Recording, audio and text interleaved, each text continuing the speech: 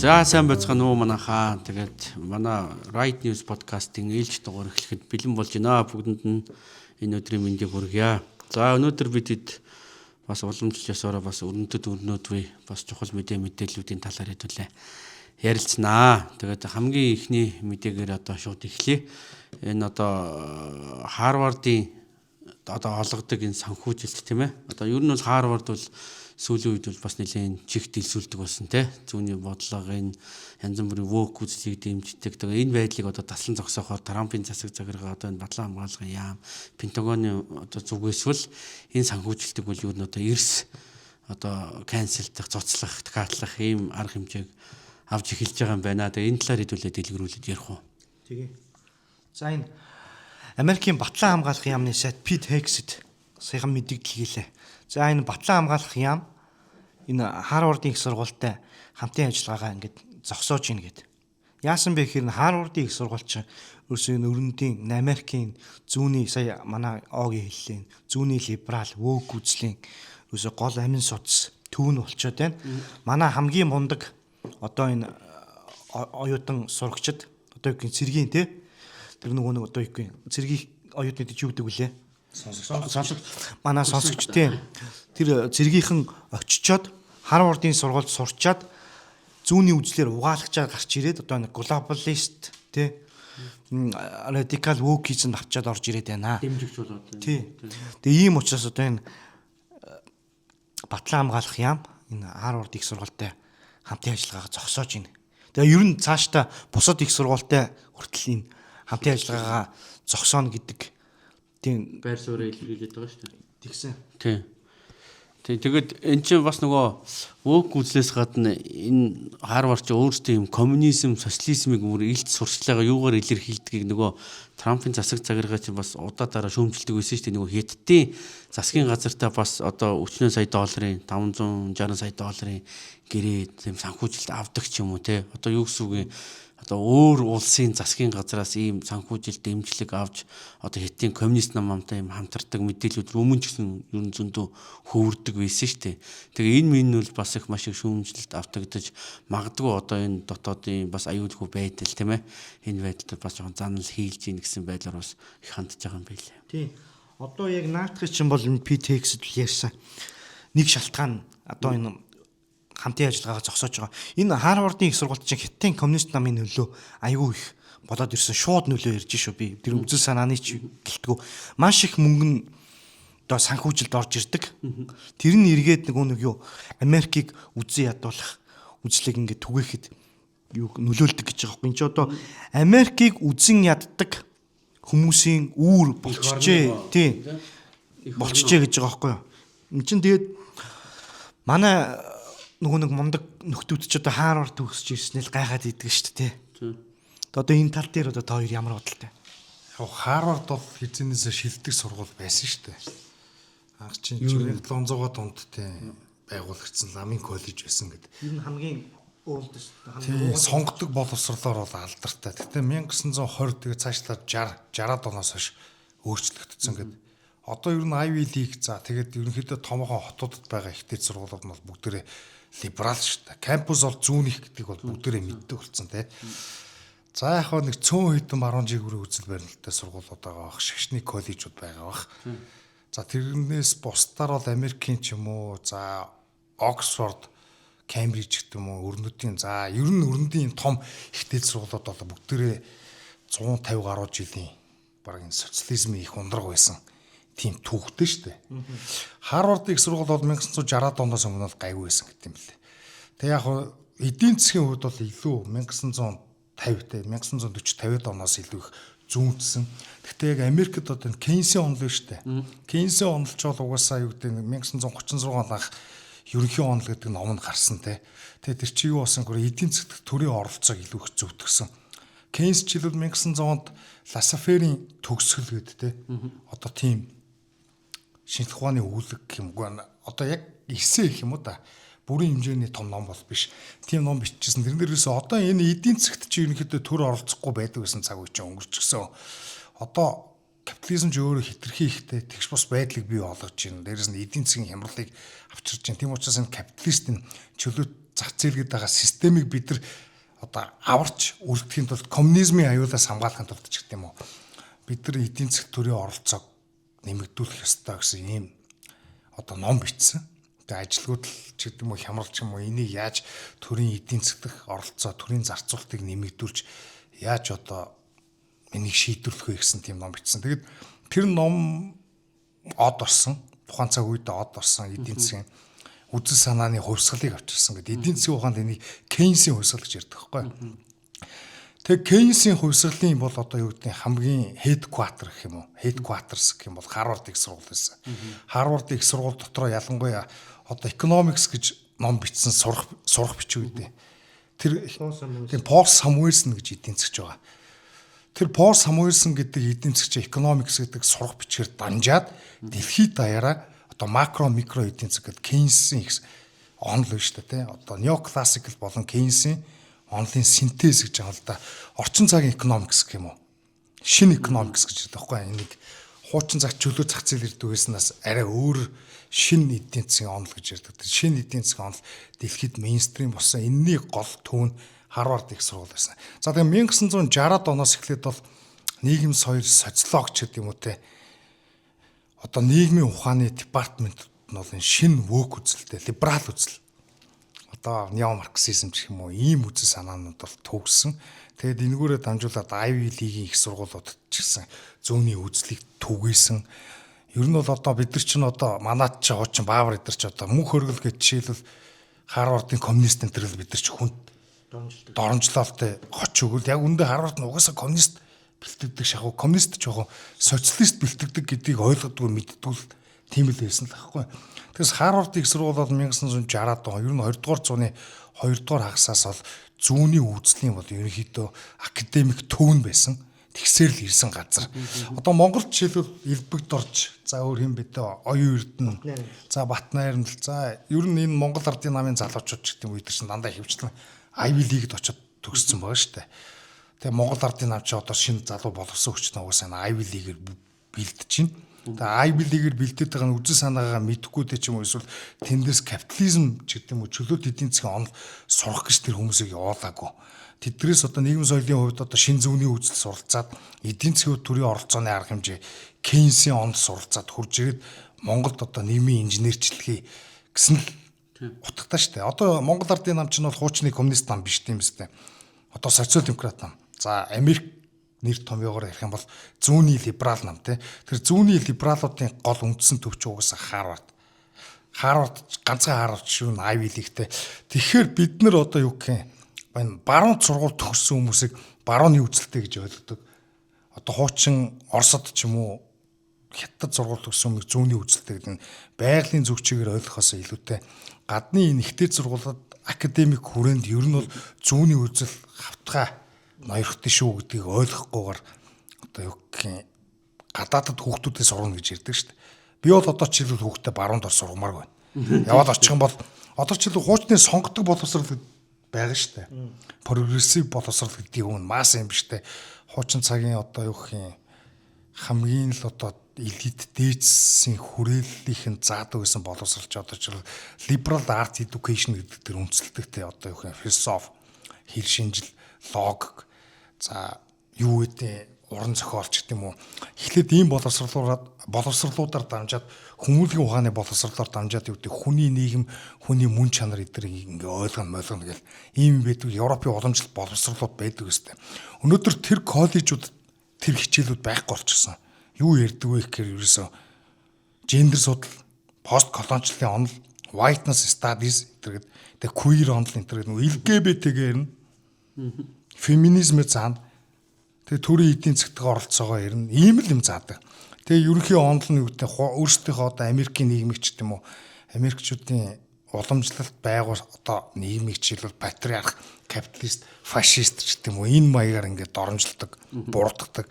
Шин залуу үеийнхнийхээ улс орныхоо эсрэг Америкийн эсрэг үзэл баримталтай болгодог ч гэдэм үү те. Тэгэхээр угаасаа энэ либералуудад, интернационалистуудад, глобалистуудад те энэ хүмүүст ч их орон гэдэг ойлголт байхгүй. Эдгээр чинь дэлхийн хүн төрөлхтөн угаасаа хил хязгааргүй Тэгээ нэг гэр бүл гэж үздэг. Тэгээ бүгдээрээ социализм байгуулна, дэлхийн хувьсгал байгуулна гэсэн юм интернационалч үзэлтэй хүмүүс шүү дээ. Тэгэхээр энэ хүмүүс ийм үзэл санаад автгцсан ихтэй сургуулиудаас одоо их оронч ч гэдэг юм уу өөрсдөө уус үндэстэн тэрний их ашигыг тэргүүнд тавьдаг хүмүүс бэлтгэдэг гэж бол байхгүй шүү дээ. Тэгэхээр манай Монголд хурж ирээд одоо биднийг улан будаа болгоод байгаа улсууд чинь яхахгүй тийм ойлголтгүй болсон шахуу хүмүүс аахгүй. Тийм. Тэгээд түрүү яриагаа үргэлжлүүлээд энэ Хятадын коммунист намаас бол зөвхөн одоо Хятадын коммунист нам гэлтгүй ер нь Хятадын одоо холбоотой байгууллагууд байна шүү дээ.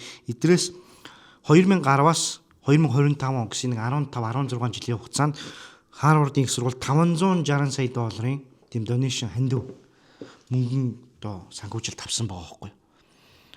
Чи одоо маш өндөр доо шүү дээ. А гэхдээ хүмүүс энэ нэг анхаарах хэрэгтэй. Хятадаа санхүүжилт аваад эдгээр ингэ зүмжсэн гэсэн үг биш. Анхнаасаа түрүүн хасраах хэлсэн те 1960 оноос түрүүн Херберт Маркузе энтергээ Германы нөө социалист нөхдүүд биш те. Тэд нар чинь энэ социализмын үрийг бүр Америкт маш юугаар тавьсан шүү. Бүр нягт тавьсан шүү. Ер нь бол Хятадтай хамаагүй дээ. Хятадаас үзэл санаа суралцсан гэсэн юм бол байхгүй. Энэ чинь яг коммунист үзэл биш шүү дээ. Шин зүүнний үзэл шүү дээ. Тэр чинь одоо яг одоо зөнхлөөд байгаа. Ер нь ийм л юм бэлээ. Одоо энэ Америкийн ихтэй сургуулиудад анх 1920-д оноос өмнө бол төрөөс ямар нэгэн тийм санхүүгийн дэмжлэг өгдөг байсан байхгүй юу? Төрөөс ямар ч дэмжлэг авахгүй. За тэр үеэс эхлэн ингээ боловсрол төр анхаарах ёстой гэд ийм одоо нэг прогрессив үзэл санаа чинь тухайн цаг үед аяг өгч хэлсэн шүү дээ. Тэгээд нөгөө боловсролын тэгшвэдэл бий болгоно. Одоо хүн болгонд одоо юу гэдэг гарааны тэгш боломжийг олгоно гэдэг энэ үзэл санаа чинь масс боловсролыг дэмжихтэй иймэрхүү одоо үзэл хандлагыг аяг олон нийтийн дунд одоо хүчтэй болгосон. Энийгээ дагаад юу гэх юм сургуулиуд нь төрөөс санхүүжилт авдаг болсон. Тэгээд цаашлбал энэ үеэс эхлээд энэ сургуулиуд чинь юу гэдэг боловсрол олгох гэхээс илүүтэй зүүнний ч гэдэг юм уу эсвэл төрийн ч гэдэг юм уу тухайн идеологичсан тийм идеологичсан тий. Одоо жишээлбэл тухайн төрийн дэглэм одоо тухайн цаг үед одоо демократууд илүү их ноёрхож байгаа бол демократуудын одоо либерал үзэл санааг илүү их түгээдэг болсон ч гэх юм уу. Тэгээд одоо яг жишээлбэл одоо ер нь бүгд л ийм болцсон. Бүгд л ийм болцсон. Яг бол төрийн мөнгө орж ирэл бүгдийг бузралчиж байгаа байхгүй. Тэрнээс өмнө одоо энэ сонгодог уламжлалт Америкийн ч юм уу өрнөдийн ихтэй сургуулиуд ч айгүй бас авраг байлаа шүү дээ. Тэгээд одоо яг энэ Америкт жишээлбэл Вашингтонд байдаг Hillsdale College гэдэг байхгүй. Тэгээд энэ сургууль бол яг баруун жигүүрийн үзэл санааг бол яг заадаг. Яг хуучны сонгодог боловсралтай тий. Жишээлбэл одоо Харвардаас жишээлбэл нэг танхимд одоо очиод Мисесийн тухай эзэж ойлголт авна гэж байхгүй тий. Гэтэл Hillsdale College Мисесийн тухай ч гэдэг юм уу тий бүтэн Австрийн эдийн засгийн сургуулийн кредит хичээл орж байгаа ч тий. Чөлөөт эдийн засаг яаж ажилтдаг гэдэг. Тэгэл Америкийн үндсэн хууль ч гэдэг юм уу, хууль дэдлэх ёс ч гэдэг юм уу. Яг энэ нөгөө одоо бидний ярьдаг байгаа энэ нөгөө үндэслэгч эцгүүтийн философи шүү дээ. Американизм гэдэг. Энийг яг анхныхан үндсэн утгаар нь зааж сургадаг. Тэгэд эндээс жинхэнэ боловсралтай элитүүд гардаг байхгүй. Тэгэд эдгээр төрөөс нэг дөрөгч авдаг. Тийм учраас оюутнуудад ямар нэгэн тэтгэлэг эдгээр нэг олохгүй. Тэг яг хувийн сангууд одоо баруун жигүүр үзэлтэй консерватив сангууд бол мэдээж олгодог юм билээ л дээ. Тэгтээ тийм учраас айгүйх өндөр төлбөртэй юм билээ. Тэгээ энэ Hillsdale College-ийг ч одоо хуучин цагийн яг нэг либерал арт коллеж биш үү? Сонгодог хүмүүлийн боловсролыг олгодог баг ганц сургууль нь болоод үлдчихсэн. Тэр нь яагаад вэ гэвэл төрөөс санхүүжилт огт авдаггүй учраас төрийн одоо хичээлийн хөтөлбөрт нь оролцох үгүй гэж хэлж чаддаг гэж өөрсдөө тайлбарлаж байгаа байхгүй. А бусад төрийн одоо мөнгийг авдаг сургуулиуд бол утгаа алдсан. Дээрээс нь одоогийн Харвард ч гэдэм ер нь Ivy League-ийг бол боловсролын байгууллага гэхээс илүү том бизнес гэж харуул цохилтой. Эдгээр сургалтын төлбөрөөр штэ нэг мөнгө олохоосоо илүүтэй төртөө хийсэн гэрээ контракт штэ. Одоо эрдэм шинжилгээний ч гэдэм өөр олон янзын одоо жишээлбэл энэ Батланбаалах яам чинь жишээлбэл контракта танжин гэдэг чинь Америкийн ихтэй сургуулиуд Ivy League чинь ер нь том бизнесийн хэмжээнд очсон. Төртөө хамсан том бизнесийн хэмжээнд очсон. Дийлэх санхүүжилтэн ч гэлүүдээ төрөөс гардаг гэж байгаа байхгүй. Тэгэхээр одоо ойлгомжтой байна шүү дээ. Тийм. Тэгээ энэ яриатай холбогдлол юу яасан? Өмнө нь бол Трамп бол энэ зөвхөн Харвард жилтгүү энэ бусад сургуулиудыг шүүмжилсэн. Гэтэ Харвард дээр онцолж байгаад одоо танаа энэ холбооны эзгийн газрын санхүүжилтийг очдог санхүүжилтийг бол зогсооноо. Тэгээд энэ татвар төлдөггүй статус биш үү те? Тэрий чин болиулна. Тэгээд энэ гадны сургууль оюутан сургаж авдаг нэг квот биш.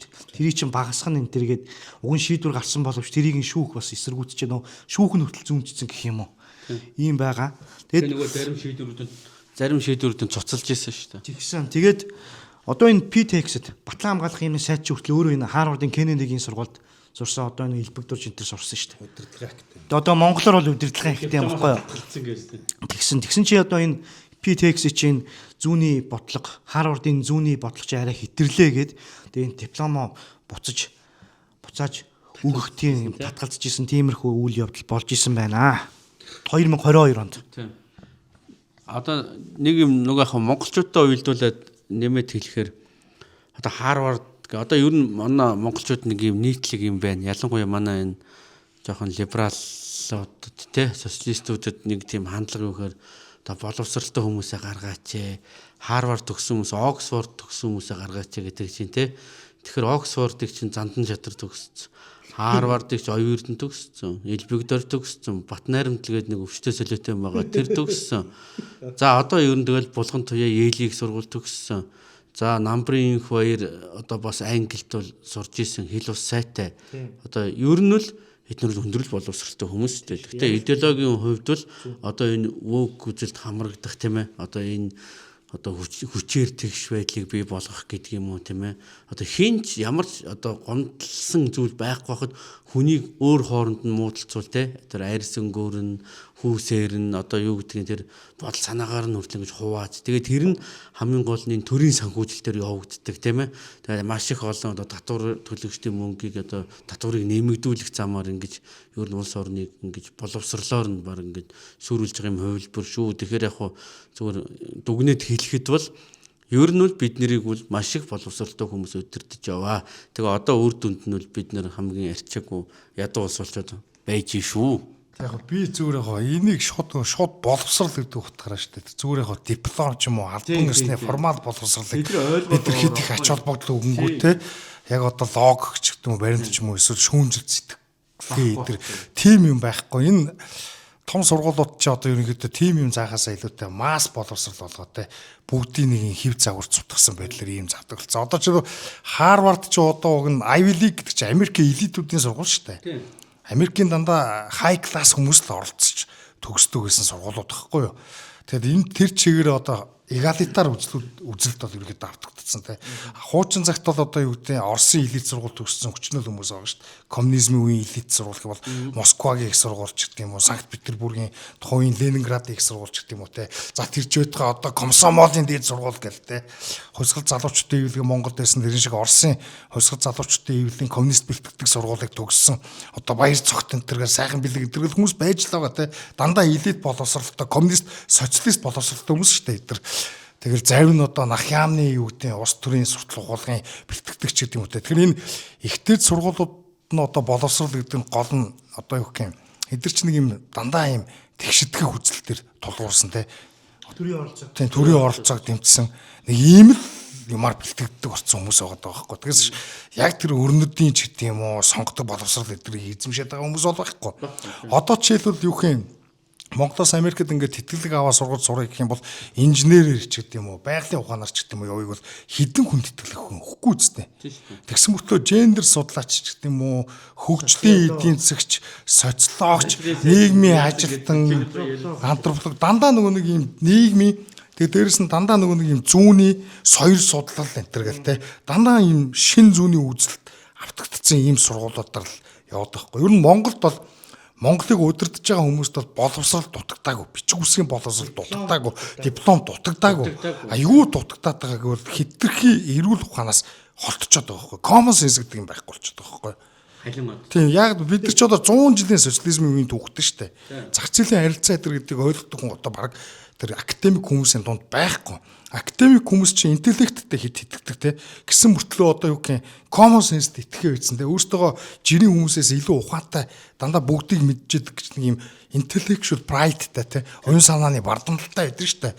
Тийм учраас одоо юу гэх нөгөө Орвелын нэг үг гэдэг шүү дээ. Зарим санаанууд зөвхөн сэхэтнүүд итгэхэр л тийм тэнэг байх нь бий гэд. Яг тэр шиг одоо хүүс гэж байхгүй гэдэг юм Харвардын их сургуулиас ингээл заах юм бол манай Монголын тэр одоо юу гэх юм сэхэтнүүд чинь шууд тийм гэл ойлгоно. яагаад нэг appeal of authority гэдэг шүү дээ. Тийм логик галта. Тэгээ логик галта. Энэ Харвард хэлж байгаа юм чи үнэн л гэж тараа. Бид нар ямар ч юмыг шүтэж болохгүй байхгүй. Харвард ч гэсэн бахан хүмүүсээр л дүрцэн газар. Тэр хүмүүс бүгдээрээ төгс биш бас. Бурхад биш шүү дээ. Одоо тэд нар ч одоо бас л оюун хүний ер нь оюун ухаан ч лимитэд шүү дээ. Тэгэхээр ямар ч хүнийг шүтэж болохгүй, ямар ч эрдэмтэн те. Тэгэхээр одоо чөлөө зах зээлийн эдийн засаг гэдэг нэг гоё юм нь юу юм гэхээр ямар нэгэн юм өөрийгөө бусдаас оюун санааны хувьд илүү юм ангид илүү ухаатай супер хүн гэж утсан сэхэтүүдээс илүүтэй common sense-д тулгуурлаад хувь хүн болгонытэй харилцан хамаар дээр тогтносон те сайн дурын харилцаагаар одоо эдийн засаг явах ёстой те нэг ийм бусдаас илүү өөрсдөө ухаантай гэж утсан нэг тийм бардамсан хүмүүсийн төвлөрсөн төлөвлөгөөч ямар ч улс орныг сурулдаг шүү гэдэг чөлөө зах зээлийн эдийн засгийн хамгийн гоё юмч тэр л үстэй те. За та чамд энэ тал дээр одоо өөр ярих юм байна уу? Дахиж муулах юм байна уу? Одоо ерөнхийдөө бараг л хэлжлээ шүү дээ тий. Одоо ер нь бол тэр бардамнал гэдэг тэр үнэн л واخгүй ер нь. Би саяны хэд хоногийн өмнө пост хийсэн. Энэ шүүх, цагдаа, эрх мэдэл бүгд л зах зээл дээр л бий болж байгаа байхгүй юу? Тэнд 10,000, 20,000 сая хүн багширж тэнд худалдаа 8 явагдчих хүмүүс ёс суртахууны хувьд нэг нэгэ хулигдах ч юм уу хулигдахгүй тэнд нэг өмчийн харилцаа үүсээд дээ шүү дээ. Тэгэхээр энэ юу гэдэг чөлөө зах зээл гэдэг юм уу энэ хүмүүсийн сайн дурын харилцаа хамгийн ёс суртахуунд харилцаа байхгүй юу ер нь. За сайхан мууллаа. Гэхдээ ер нь муулаад байх юм байхгүй бодит үннийг л хэлж чинь бодит үннийг л ярьж байгаа шүү. Тэр энэ бол бардам нь бол биш гэхгүй. За дараагийн мэдээ шууд Японы мэдээ рүү орчих одоо цагундаа бас баригдах хэрэгтэй шүү дээ тий. За юу яасан? Японы сонгуул сая хэд хоногийн өмнө болж өнгөрлөө. Японы сонгуул парламентын доод танхимын сонгуул бас энэ дээр либерал ардчилсан нам бүр хол тасархай тэргүүлсэн өмнөх суудлаа ахиулсан. Энэ дээр бол нөө Санаа Такаичи гэдэг шинэ Японы ерөнхий сайдын эмэгтэй ерөнхий сайдын үүрэг нөлөөлөх байсан. Энэ хүн өөрөө одоо хувийн харизмаараа өөрийнхөө тэр их оронч одоо юу гэх тэр нэг риторик биш тий үг хэллэг хятадын эсрэг сайн зогсож чадсан. Хатуу зогсож чадсан тэр нийгэм соёлын хувьд илүү консерватив ярьж байгаа тий консерватив зүйл ярьж байгаа нь масс цагаачлалыг эсэргүүцэж байгаа. Энэ төр дээр тоглолт хийгээд энэ суудлаа бол маш ихээр өсгөж чадлаа. Ягаад гэвэл энэ юусе Японч ингэ цагаач нар багтай мөртлөө ер нь цагаач нар дургуй штэ гайжин энэ төр гэдэг нэр одоо хиллэг хүртэл байдаг тий. Тэг чи доромж хиллэг. Тэгсэн чин сая сүүлийн хэдхэн жилийн хугацаанд энэ Африк энэ зүүн өмнөд Аз тэгээд энэ нөгөө нэг юу одоо энэ Middle East биш тий ойрхон дорнд энэ нөхдүүдээс маш их цагаач нар авсан. Тэгээд ер нь бол нөгөө хэд нь даварсан. Одоо ялангуяа энэ энэтхгээс цагаач нар авсан. Энэтхгийг яг нэг нөгөө хэлэхэд хүннийх нь тэр нөгөө юу ухамсар тэгээ очисон ирж байгаа тэр юу вэ штэ тий орчин энэ тэр юу илээ тий тэр үнэр танаар тэр үнэр танараас нь ахуулаад хоол идэг ахуугийн энэ амар расист. Тий нэг хоол идэг ахуугийн бичлэг байдаг үстэй тэр хоол молоо тий баг бүксөө ухаж байгаа гараараа ингээ хоол утгаж өгöd. Тэр чин шууд баачтай ингээ годомчонд харин тий ер нь бол тийм нөхдүүд ирж одоо энэ Японы тэр амгалан тайван байдал тий тэр их сайхан соёлтой цэвэрхэн годомж нийгмийн хамтын амьдралыг нь бол боснуулсан. Энэ дээр Санаа Такаичи бол тоглолт хийсэн. Тийм дэмжлэг авсан. Тиймдээ ч одоо энэ либерал ардчилсан нам бол ерөөсөө энэ бараг л нэг намын тогтолцоо мэд ялдаг ийм нам. Тэгсэн чи одоо энэ нам гэж өнгөрсөн одоо хуучнаар бол одоо сая сонгуулийн өмнө өөрийнхөө тэр эвсэл биш үү? Ийшин гэдэг намтай эвсдэг байхгүй юу? Тэр нь 233 одоо судалтай явж байгаад нийтдээ 352 судалтай болж байгаа. Либерал ардчилсан нам өөрөө 310 судалтай 16 судалтай болчихж байгаа байхгүй. Сансейтог бол ярина гэхдээ одоохондоо бол ярих болоог байна. Тэгээд ингэсэн маш их амжилт гаргасан. Би бол энэ дээр бол одоо Такаичи Санаа Такаичид бол баяр хүргэмээр байгаа. Нийгэм соёлын консерватив байх хэрэгтэй. Энэ улс үндэстнийхээ цус тий эн чинь цус гэж хүмүүс доромжлоод идэг болсон чи генетик явж байгаа шүү дээ. Генетик явж байгаа. Тэр соёл те энэ үндэсгэх үзэл дээр нь тоглолт хийсэн. Нэг шүүмжлэх юм байна. Тэгээ эдийн засгийн бодлогын хувьд шүүмжлэх юм байна. Энэ хүн бол одоо яг textbook Keynes-ийн түрүүн хасар ах Harvard-ийн их сургалттай холбоотой юм ярьж байхдаа Keynes-ийн тийм Keynes-ийн холбоотой Keynes-ийн одоо эдийн засгийн онолтой холбоотой зүйл яасан. Тэрнтэй нь холбоо ярьж. Энэ Keynes-ийн онол гэдэг нь бол ерөөсө эдийн засаг унтсан үед мөнгө хэвлэх ёстой, төв банк мөнгө хэвлэх ёстой. Засгийн газар зардлаа нэмэгдүүлэх ёстой. Ингэжид эдийн засгийн одоо энэ уналтаас энэ зарцангүй байдлаас гарнаа гэдэг тийм бол. Яг тэрийг л хэрэгжүүлж байна. Одоо энэ Такаичи санаа болохоор ганц хоёр зөв юм хийсэн. Одоо тэр татвар бууруулж байгаа байхгүй. Хүнсэн дээр ногдуулсан татвар. Одоо нөөтийн монголоор бол нөөтийн татвар. Одоо энэ газ, одоо энэ шатгуун дээр ногдуулсан татвар. Ер нь хэрэглээний татваруудыг бууруулж байгаа.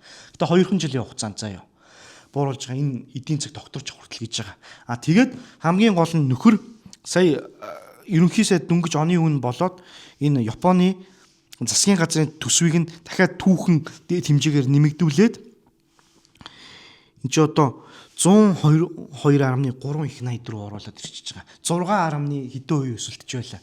Жис асар их өндөр тоо. Тэгээд 21.3 их найдын stimulus package гэдэг эдийн засгийг өгдөх багц гэж байгаа. Энд чинь бол ерөөсөл төрийн оролцоог бас нэмэгдүүлэх л тийм үйлчлэгээтэй арга хэмжээ. Ерөөсөл энэ хүн бол төрийн оролцоог нэмэгдүүлнэ, төрийн зардлыг нэмэгдүүлнэ гэл ер нь бол эдийн засгийн хувьд зүүнний үзэлтэй, нийгэм соёлын хувьд барууны үзэлтэй гэж байна. Одоо энэ эдийн засгийн улс төрийн спектрум биш дээ энийг ялах хэрэгтэй байна монголчууд бас. Түрүүн хасар хахад улс төрийн одоо юу ярьлаа, идеологийн талаар ярьлаа. Одоо энэ спектрум дээр нэг альт ярих хэрэгтэй байна. Энэ урд нь бол ер нь бол 20 дугаар зуун, одоо 21 дугаар зуунаас өмнө, за 1950-ад оноос өмнө бол нийгэм соёлын хувьд тийм хоорондоо ялгаа байгаагүй. Ер нь альж нам адилхан тий энэ өрөнд бол ялангуяа бүгдээрээ л христийн шашин тулгуурласан. Ялах шүү дээ. Бүгд ядаж хүүсээ ялах таа байхгүй. Шашны байдлыг гэж бодоо тий. Тийм. Шашны зөрүүн зур католик протестант гэж явдаг тий. Сүртэй нэх айхтар нийгэм соёлын хувьд ялгаа байхгүй зөвхөн эдийн засгийн бодлогоор л ялгардаг байсан. Энүүгээрээ баруун зөнгөд. Баруун тал нь болохоор эдийн засгийн эрхчлэлийн төлөө, зүүн жигүүрийнх нь болохоор төрийн оролцоог дэмждэг гэдэг. Тэгсэн одоо энэ 1960-ад оны энэ шин зүүнтнүүдийн одоо энэ рай сэргэлтээс хойшоогоо энэ одоо LGBT ярьдаг, энэ масса гачлал ярьдаг, энэ ногоон социализм ярьдаг нөхдүүд чинь нийгэм соёлын зүүнтнүүд болоод энэ хуучны уламжлалт үзэл консерватив үзэлтнүүд нь барууны үзэлт болчихж байгаа. Тэгээ одоо хүмүүс ингээд ялгадаггүй байхгүй. Одоо энэ нэг Францын Марин Ле Пен биш тэр чи хит барууны үзэлтэй гэдэг боловч яг үндэ эдийн засгийн хувьд тэр чин зүүнтэй. Одоо энэ санаа Такаичи шиг баг тэрнээс ч илүү. Одоо хамгийн нийтлэг жишээ бол Адольф Хитлер. Тэр хүн бол одоо хит барууны үзэлтэй гэдэг. Яагаад шалтгаан болохоор энэ хүн бол хит үндэсрэг үзэлтэй. Тийм учраас энэ хит барууных гэдэг. Үгүй. Энэ чинь бол эдийн засгийн хувьд бүр хит зүүнний үзэлтэй социалист тахгүй. Заавал марксист байх албагүй социалист бол тийм биз дээ. Тэгээ энэ дээр иймэрхүү юм байгаа. Энэ Такаичи санаа хийгээс бол тэгэхээр ер нь бол тийм айхтар шинжлэлтэй эдийн засгийн хувьд тийм өсөлт хүлээгээд байх шаардлага байхгүй. Энэ хүн бол урдны хийжсэн тэр Шинзо Абе гэдэг юм уу нөхдүүдийн хийснийг л хийн. Үргэлжлүүлдгийг үргэлжлүүлнэ. Японы эдийн засаг тэр нөгөө нэг стагнацтай хിവэрэ байна. Уналт ирнэ тодорхой. Тэр нэг ялгаа байхгүй. Гэхдээ ер нь ийм соёлын хувьд зүүнний үзэл саяхан гарч ирсэн ч бас биш ээ. Ер нь илүү ер нь социалист үзэлт бол хизэнээс л байсаар ирсэн юм шүү дээ.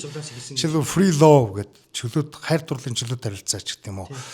Эрэгтэй эмэгтэй хоёр зөвхөн биеийнхээ партнер байхгүй ингээд партнерын чөлөөтэй сонгож болно гэдэг санаа бол бүр хуучин цаг үед байсан.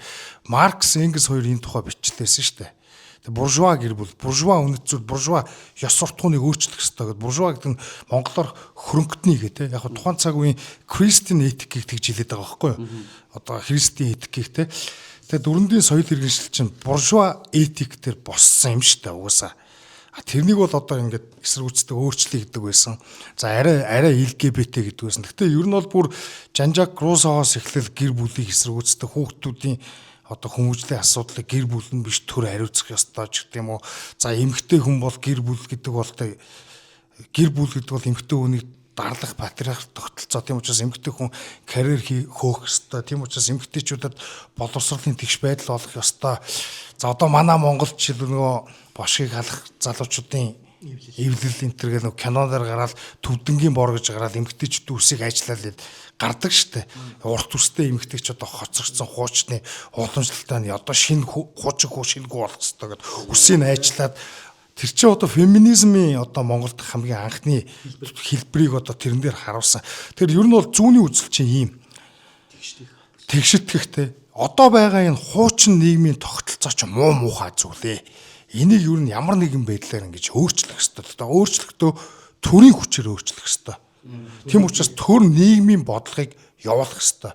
Одоо жишээлбэл тэр гэр бүлийн хууль мөл гэл батлаад одоо 9 шидийн аргаар одоо ингээл нэг инсентив бий болох гэдэг шүү дээ. Одоо бие даасан эмэгтэй хүмүүсийг бий болгоно гэл одоо жишээлбэл юу гэдэг ганц бие эмэгтэйчүүдэд жишээлбэл халамж өгдөг мөгдөг. Энд чинь бүгдээрээ жишээлбэл тэр нийгмийн бодлоготой. Энд чинь цаанаа ингээд соёлыг ч гэсэн өөрчилж идэг. Тэр нийгэм соёлын бодлого төрийн эдийн засгийн оролцож өөрөө асар хүчтэй нөлөөлөл үзүүлдэг. Тэгээ 1950 60-аад оны үед бол харьцангуй гайгүй байсан үнэнтэй. Гэтэ тэр цагаас хойш энэ халамжийн төр бэхжсэн шүү дээ. Халамжийн төр бэхжээд халамжийн төр ингээд нэг хүний 1-2 үеийг одоо юу гэдэг ингээд халамжлаад ингээд эхлэхдээ зэрэгцээд хуучны ёс суртахуунч угаасаа нураад эхэлсэн байхгүй. Хуучны этик байхгүй болсон шүү дээ. Одоо бид нар манай эмээ өвөгийн их шиг ч юм уу тийм этиктэй ихнэр мэхнэр орж аавна гэж түүхэнд байхгүй. Одоо байгаа эмэгтэйчүүд юм уу эрэгтэйчүүдийг жишээлбэл буцаагаад тийм этиктэй болгоно гэж бол байхгүй. Маш хэцүү болчихсон тийм үү. За тэр мөрнийг ч яг яриад байгаа. Ер нь бол зүүнний үзэл хизээнээс нийгэмд өөрчлөлт хийх үзэл санаа, нийгмийн өөрчлөлтийн тухай үзэл санаа байхгүй. Нийгмийн өөрчлөлтийг нөгөө прогресс руу явуулна те, утоп руу явуулна те, утопик хөөцөлтөн те. Тэгэд ингээд хүссэн хүсээгүй төрөөс эдийн засагт одоо үедээ оролцоод явж байгаа тохиолдолд бол хүссэн хүсээгүй нийгэм соёлын бодлого, нийгэм соёлын нөхцөл байдал бол маш хурдцтай өөрчлөгддөг те. Тэгэхээр 1990-ад оны үеийн Холливуудын кинонуудыг харалтаа. Одоогийн кинонуудыг харалт.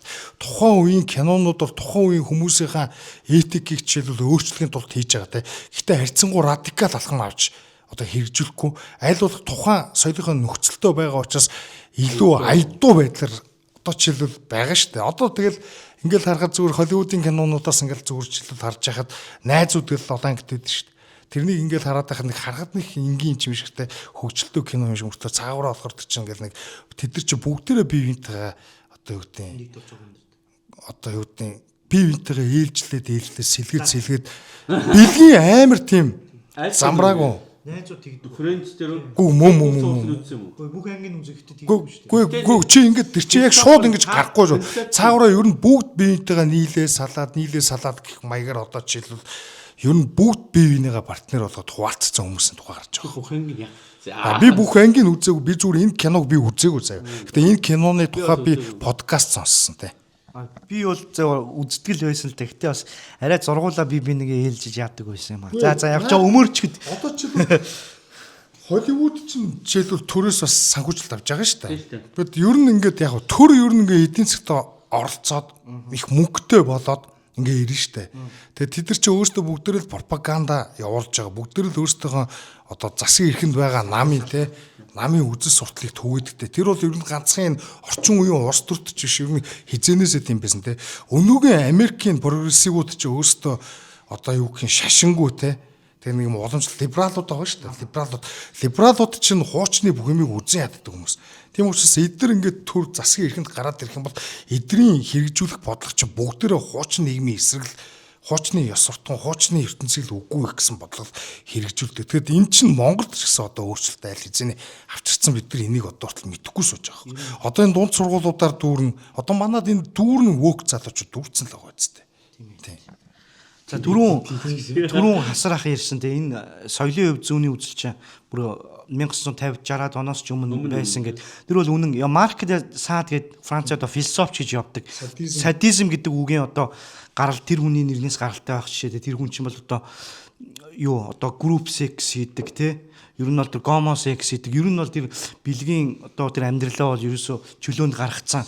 Ер нь бол ямар ч тийм ёс суртахууны одоо нөхцөлтэй хим хэмжүүрт баригдах тийм хүсэлгүй хүн байсан. Жишээлбэл Англид одоо Фабианы нийгэмлэг гэж байгаа. Fabian Society гэдэг. Энэ социалист байгуул яг уу тийм нөгөө ихнэр нөхөр вебүүд байгуулсан тийм. Тэр байгуулагч анх байгуулахдаа бас ер нь бол энэ секси эрхчлөө ярьж одоо гарч ирсэн тийм нэг одоо юу гэх нөхдүүдийн байгуулсан байгууллага байхгүй. Тэрий чинь дараа нь тэр нөгөө авгаан нөхөр вебүүд тэгээ нөгөө Жорж Бернер Шоу шүү дээ тий. Эдгэр чин арай нэг өөр чиглэл рүү оруулсан. Яг үндсэн чиглэл рүү. Яг анхны байгуулсан одоо санаа нь болохоор хэдүүлээ яг ингээд сайхан. Гэхдээ яг ер нь free love гэдэг социалистууд 1920-ад оны үеийн анхны энэ sexual revolution гэж ярьдаг штэ. Сексизм ч анх одоо Европод, Америкт бий орцсон гэдэг. Яг үүндээ хамгийн анх бий орсон үе нь большевизмын дөнгөж дараа гэдэг гэж ярьдаг үстэй.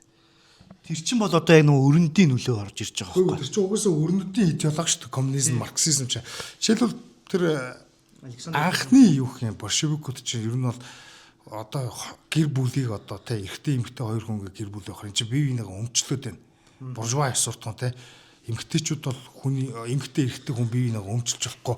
Ер нь хүмүүс нийтийн дунд хайр дурлал харилцаач гэсэн нийгэмчлэн гэж ярьж ирсэн шүү дээ. Тэгээд эдгээр чинь сексийн хувьд ч гэдэг юм амар замраагүй амьдралтай байсан кино минуудаар хүртэл гараад байдаг. Харин энэ чинь Сталин гарч ирээд дарцсан шүү дээ. Одоо Троцкий ч гэдэг юм. За Роза Люксембург гэдэг Германы алдартай коммунистүүд гэдэг чинь бараг 6-7 партнертай байсан маягтай. Ленин жишээлбэл ихнэрт одоо ихнэртэй байна шүү дээ. Хин гэдэг үү ихнэр нь Крупская. Тийм Крупскаятайгаа жишээлбэл за тодорхой хэмжээнд бол ойрхон. Гэхдээ ихнэрээс гадна олон эмэгтэй тийм юутай байсан л гэдэг юм байна. Эхнэртэйгээ илүү улс төрийн юнион маягийн гэр бүлтэй, хоёулаа хувьсгалж гэр бүлтэй. Гэхдээ Ленины бас тусдаа хайр дурлалууд нийлээд байсан гэлтэй. Одоо жишээлбэл зүгээр шин зүуднүүдээс гэл ярих юм бол Жан-Пол Сартр байгаа ш. Жан-Пол Сартр, Симона де Beauvoir хоёр ч хоёулаа хизэж гэр бүлээ батлуулаагүй. Ягаад бол гэр бүлт итгэдэг. Ягаад бол гэр бүл чинь христийн шашны уламжлалт, буржуа хөрөнгөтний этик тэрний бүтэл тийм учраас хизээж бит хоёр гэр бүлээ батлуулахгүй. Тэр хоёр чинь зүгээр хамтран амьдрагч хосууд тэгсэн мөртлөө free love буюу одоо open relationship гэж ярьдаг штэ. Хүссэн хүн болгонтой өөрсдөө удаж болдог. Одоо ч л тэгээ ярил эн чинь нэг юм маш олон нэг юм зүүнний маягийн сэтгэлгээтэй хүмүүс донд ийм хэм маяг байдаг хөөхгүй. Мишель Фуко гэдэг байгаа шүү дээ. Тэр нөхөрч одоо доох group sex-ос болж доох авч гисэн тий. Түрүүн хасар ахын ярьсныг үргэлжлүүлэхэд юу яасан? Тэр чинь Кейс ч байсан тий. Кейс чинь педофил ил байсан. Тэр үеийнхээ бүр педофил байсан тухай сүрд бол ерөнхийдөө шуумууд нь гараад баримтуудад дэлгэгдээд идэх болсон. Өнөөдөр ч одоо яасан болон кейс ирж байна. Тэр энэ зүгтнүүд чинь тийм үстэй. Тэр нөө Александр Колонтай гэж нөө коммунист хүүхэн байж тээ тий. Нөө одоо Ленины үеийн. Тэр хүүхнийг ингэж хэлсэн гэж хэлдэг. Хэлсэн нь бол хотлал юм шиг байлаа нөө.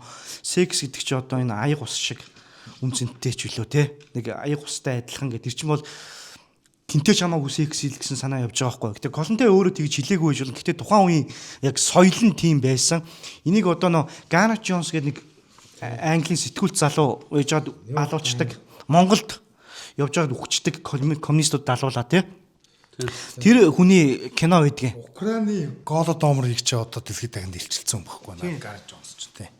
Тэр хүний кинон дээр хэрвээ уран сайхны өнцгөөс нь үзье гэх юм бол тэр Уолтер Дурантиг одоо нэг Нью-Йорк Таймс-ийн сэтгүүлчтэй сталинизмыг өрөндөө ертөнцид өмгөөлчихсөн үү тий. Тэр Уолтер Дуранти бол тэр Гарнет Джонсын кинон дээр бол яг л group sex Москвад хийж байгаа байхгүй.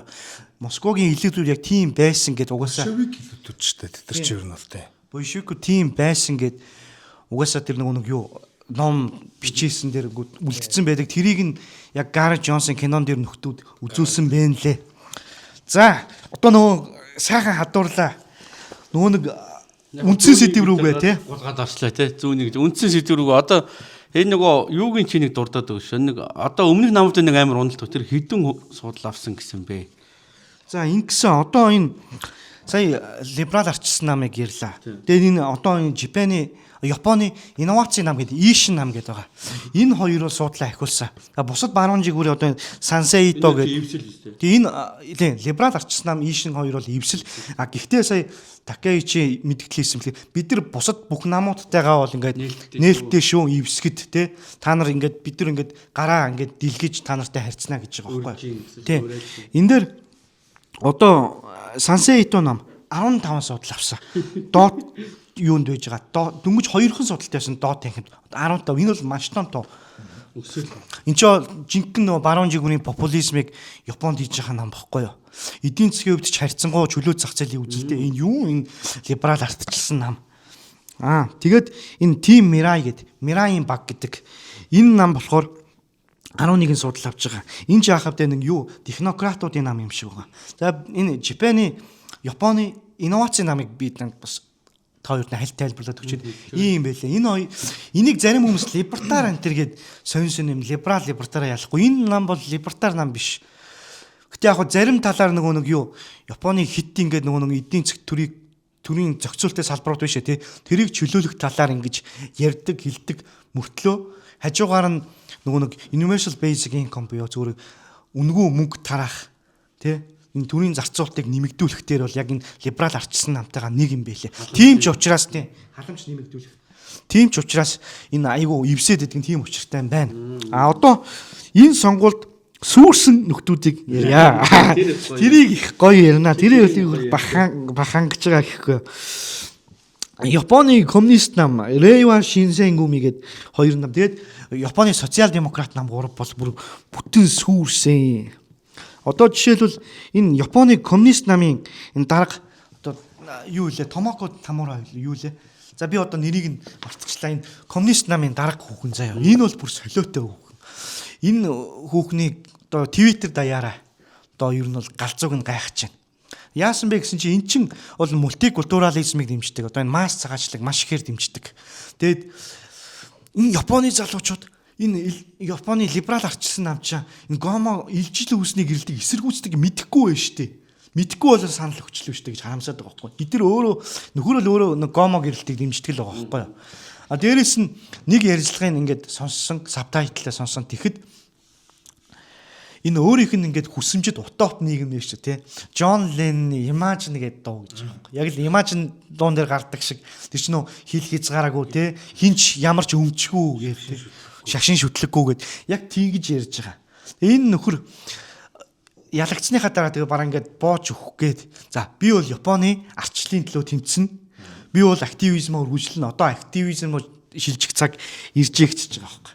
За дараагийн нам. Энэ коммунистууд бол өмнөдөө бүтэхгүй энэ Reiwa Shinsengumi гэдэг. За энэ бол Японы нэг B-list жүжигчнээ. Ёо 2 3 дугаар зэрэг энэ ерөөсөө явцгүй жүжигчнээ. Тэр нь бол бараг алиалагч шахуу нэг хошин шогийн жүжигчин юм шиг байгаа. Тэр явахгүй явуулсан. Яваагүй ч юм бэлээ. Тэр нөхрийн нам энэ бол ерөөсөө коммунист намтайгаа бүр яг адилхан. Яг нийгэм соёлын хувьд либерал зүүнний дээрээс нь юу яадаг.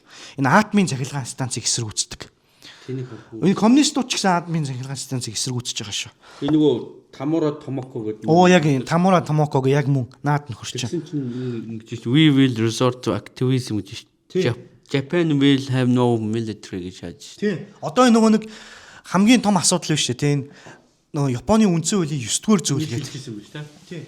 Японы үндсэн хуулийн 9-р зүйлийг энэ либерал ардчилсан нам өөрчлөнө гэдэг. Ер нь альч фракц нь өөрчлөнө гэдэг. Арай модерат одоо айду фракц нь болохоор зүгээр нэг одоо энэ 9-р заалт гэдгийг тайлбарлаж байна. Хамгийн энгийнээр тайлбарлахад бол одоо энэ Японч зөвхөн өөрийгөө хамгаалахад зориулттай одоо батлан хамгаалах юмтай айрамтай байгаа. А энийг нь болиулъя гэж байгаа. Энэ заалтыг нийт бүтээгдэхүүний 1% илүү цэргийн зардаг нэмэгдүүлж болохгүй гэдэг. Тийм. Абе энэ ч өөрчлөлт оруулсан байх. Юу чадаагүй. Тэгээ одоо өөрчлөх гээд хідэн талаас одоо нөгөө нэг 460-д 3-2-то хүрсэн заяа. Энд чинь ингэдэг юм байна. Өөрчлөлт үндсэн хуульд өөрчлөлт оруулахад 3-2-оор батлагдаад дээрэс нь ард түмнээс референдум одоо бүх нийтийн санал асуулгаар ингэж өөрчлөгдөг. Хоёр давхар маш хүнд нөхцлөөр. Одоо тэгсэн чинь хамгийн гол нь яг энэ либерал ардчилсан намд энийг өөрчлөх боломж нь бий болсон. Өөрөөсөө 3-2-ыг эзэлсэн дээрэс нь Ишин нам байгаа. Сансейто нам бас энэ дээр дэмждэг, нэмждэг. Тэгээ одоо өөрчлөх маш их боломжтой. Тэрнийг энэ коммунистууд эсэргүүцэж байгаа. Ер нь яг хятадууд их тургуу байдаг шүү дээ.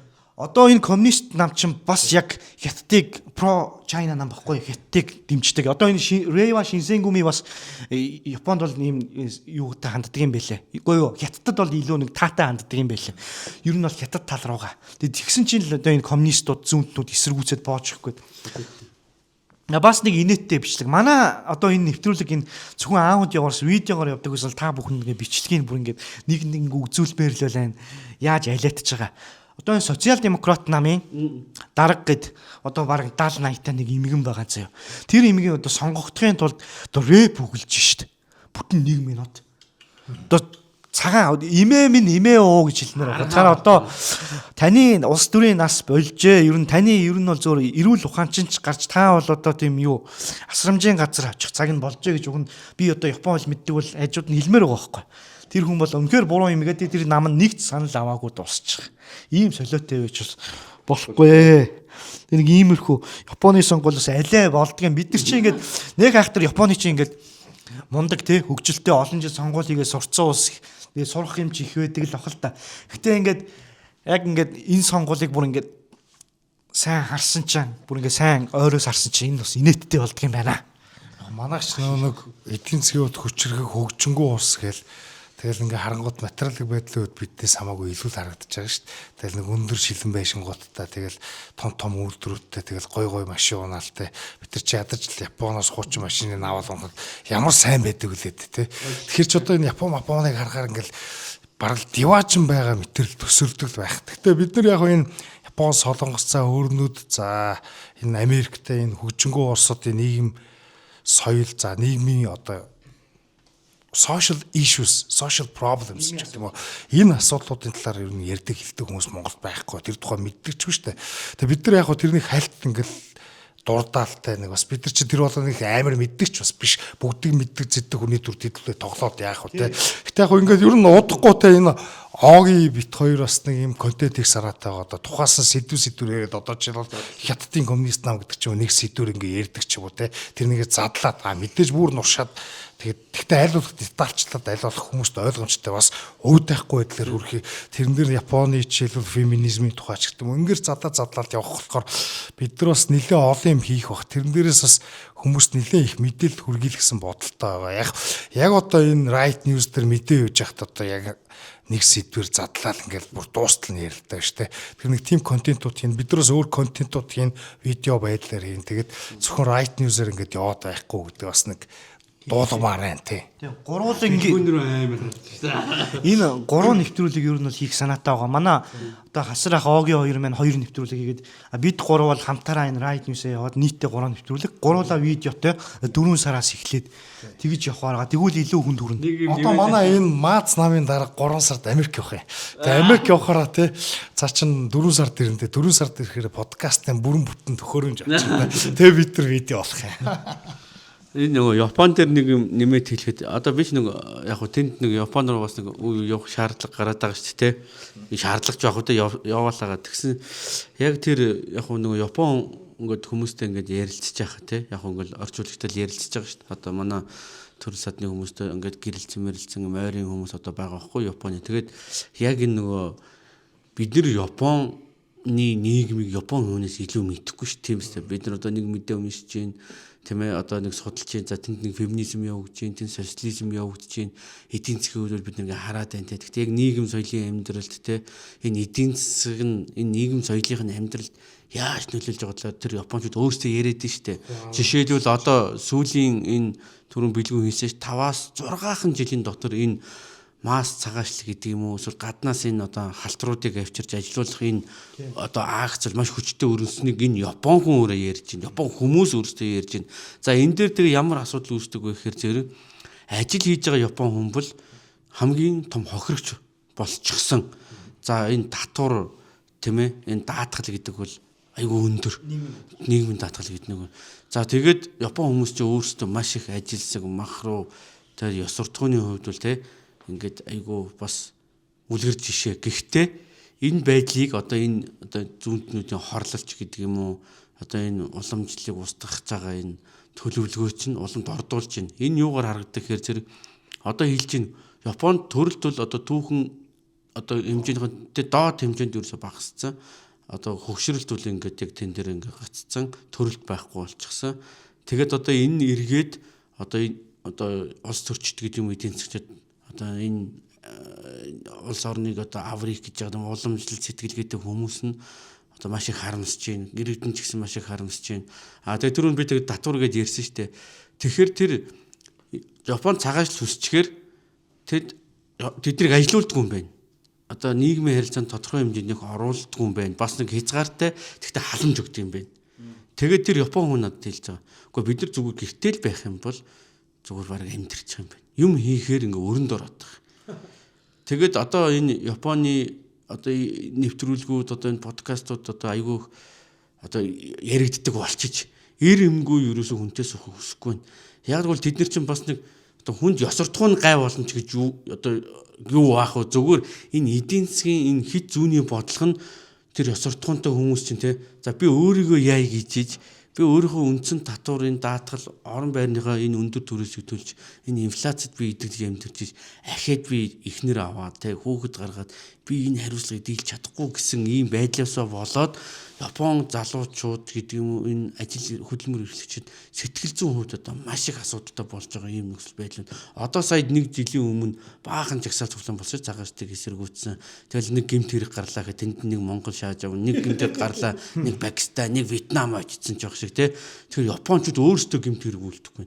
Тэгээд ийм юм чинь ингээд нөгөө нийгмийнхаа одоо ийм шахалт одоо завхарлаар одоо ямар ч ёс суртахуунтай байсан ч гэсэн тэнд нэг ийм дэлбэрэлт бөөм үүсэт. Тэгээ одоо Япончууд маш их сэтгэл гутрал, сэтгэл зүйн асуудалд их орж байна те. Тэгэхээр энэ бас тэгээд нөгөө энэ эдийн засгаасаа болоод хүмүүсийн энэ аж амьдрал, нийгэм соёлынх нь уламжлалыг яаж сүйтгэж юм те. Магадгүй одоо 20 жилийн дараа бид нар энэ улс орн ямар хэмжээнд дордсон байх вэ гэдгийг харахаас амар байна гэл одоо хөгчүүд нь бол ингээд ярьдаг гэж шүү дээ. Ер нь бол. Тийм, ер нь 1970-аад оны төсөл 80-аад оны ихэр Японч бол эдийн засгийн гайхамшиг үзүүлсэн шүү дээ.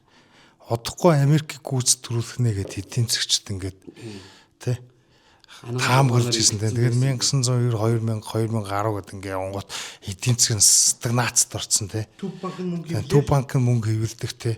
Тэгээд инфляц одоо ерөнхийдөө Японы чинь эдийн засаг ер нь дэлхийд даяараа өрнөдийн эдийн засгч гэсэн юм болчиход байгаа шүү. Фиат мөнгөний тогтолцоотой. Мөнгөнд нь ямар нэгэн тийм баталгаа стандарт гэж байхгүй. Мөнгөний ханшиг засгийн газар ч юм уу төр хичнээн инфляц бий болох байдлаар иргэдийн худалдаа авах чадварыг хуримтлалыг тонох боломжтой. Мөнгө нь жинхэнэ мөнгө биш өр. За тэгээд бабл экономи бий болгодог. Маш их хэмжээгээр мөнгөний нийлүүлэлт хийдэг учраас тодорхой нэг одоо ипотек ч гэдэг юм салбарт асрах одоо тухайн бараа бүтээгдэхүүний хувьд одоо хиймэл эрэлт бий болгочихж байгаа учраас хөөсрөл үүсдэг тий. Тэгээ ингээд эдийн засгууд дандаа юм хөөсөн дээр тогтож яадаг. Төв банкны мөнгө одоо үедээ хэвлэх тэр үйл ажиллагаа зогсох юм бол том корпорациуд эдийн засгийн гол секторууд нь бүгдээрээ нуралтанд орчих. Тэг хувь хүмүүс гэдэг хүмүүс одоо хувь хүмүүс нь хувийн өмчтэй бизнес эрхлэх жижиг дунд бизнес байхаар дийлхий барьсан. Зардал нь дийлхий барьсан. Ингээд том хэсэг том компаниуд ингээд ерөөсөө эдийн засгийг хуваагаад авцсан. Тэгээ төрийн оролцоогоор дамжуулаад ингээд бабл экономи үүсгээд хүмүүсийг юу болгож ийнгээр зүгээр хамжлага дандаа ажилтнууд болгож чинь тийм.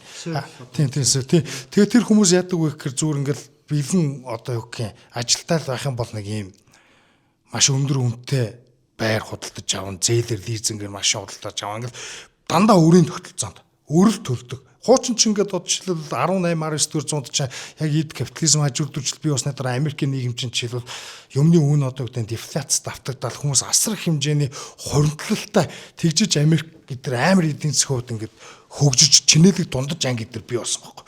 Хүмүүс хуримтлуулах боломжтой байдагс. Орчин үеийн энэ төрийн эдийн засгт оролцож хүмүүс хуримтлуулах боломжтой ш. Хүмүүс өрөөр амьдардаг. Тэгээ ажилгүй болох юм бол тэгээд бүх юм байхгүй болдог, амьдрал харахгүй болдог. Ингээд хүмүүсийг төрөөс том корпорациудаас хамааралтай байлгаад ингээд өрөөр ингээд насаар нь боорчилж байдаг ийм систем бий болж байна. Тэгэд ийм нэг системийн нэг том одоо юу гэдэг жишээ бол Япон. Одоо Монгол ч гэсэн тийм болж байгаа те. Ер нь өрөнд тийм болсон. Тэгэд Японд хүмүүс нь хүүхдтэй болох боломжгүй болж байна. Яг тэгэхээр нэгдүгürt нийгэм соёлын хувьд феминизм гэдэг юм уу иймэрхүү юмнууд тархчихж байгаа. За соёлын амар олон янзын гаж идеологиуд маш их нэвтэрсэн. Хоёрдугаарт хамгийн гол нь эдийн засгийн хувьд амжиргааны зардал өртөг гэдэг юм дийлдэгэ болчихж байгаа байхгүй. Жил болгон асар их инфляц бий болдог, хуримтлал гэдэг юм бий болохгүй. Тэгэхээр хүссэн хүсээгүй энэ одоо манай монголчууд жишээлбэл уус хөгжөхөөрөө хүн амын одоо өсөлт нь буурдаг энэ төр гэж яриад байдаг шүү дээ. Тэгж тайлбарлаад эдгээр бүгд худлаа. Юу болсон бэ гэвэл зүгээр ерөөсөл нэгдүгürt юм одоо юу гэх юм. Ерөөсөө эдийн засгийн хувьд хүүхэд төрүүлнэ гэдэг хэтэрхий зардалтай болчихсон байхгүй юу? Тэгээд дээрэс нь одоо юу гэдэг гэр бүл болоод гэр бүлээ саллаа гэж бодоход гэр бүлийн саллтын зардал эдэр бол дийлдэхгүй.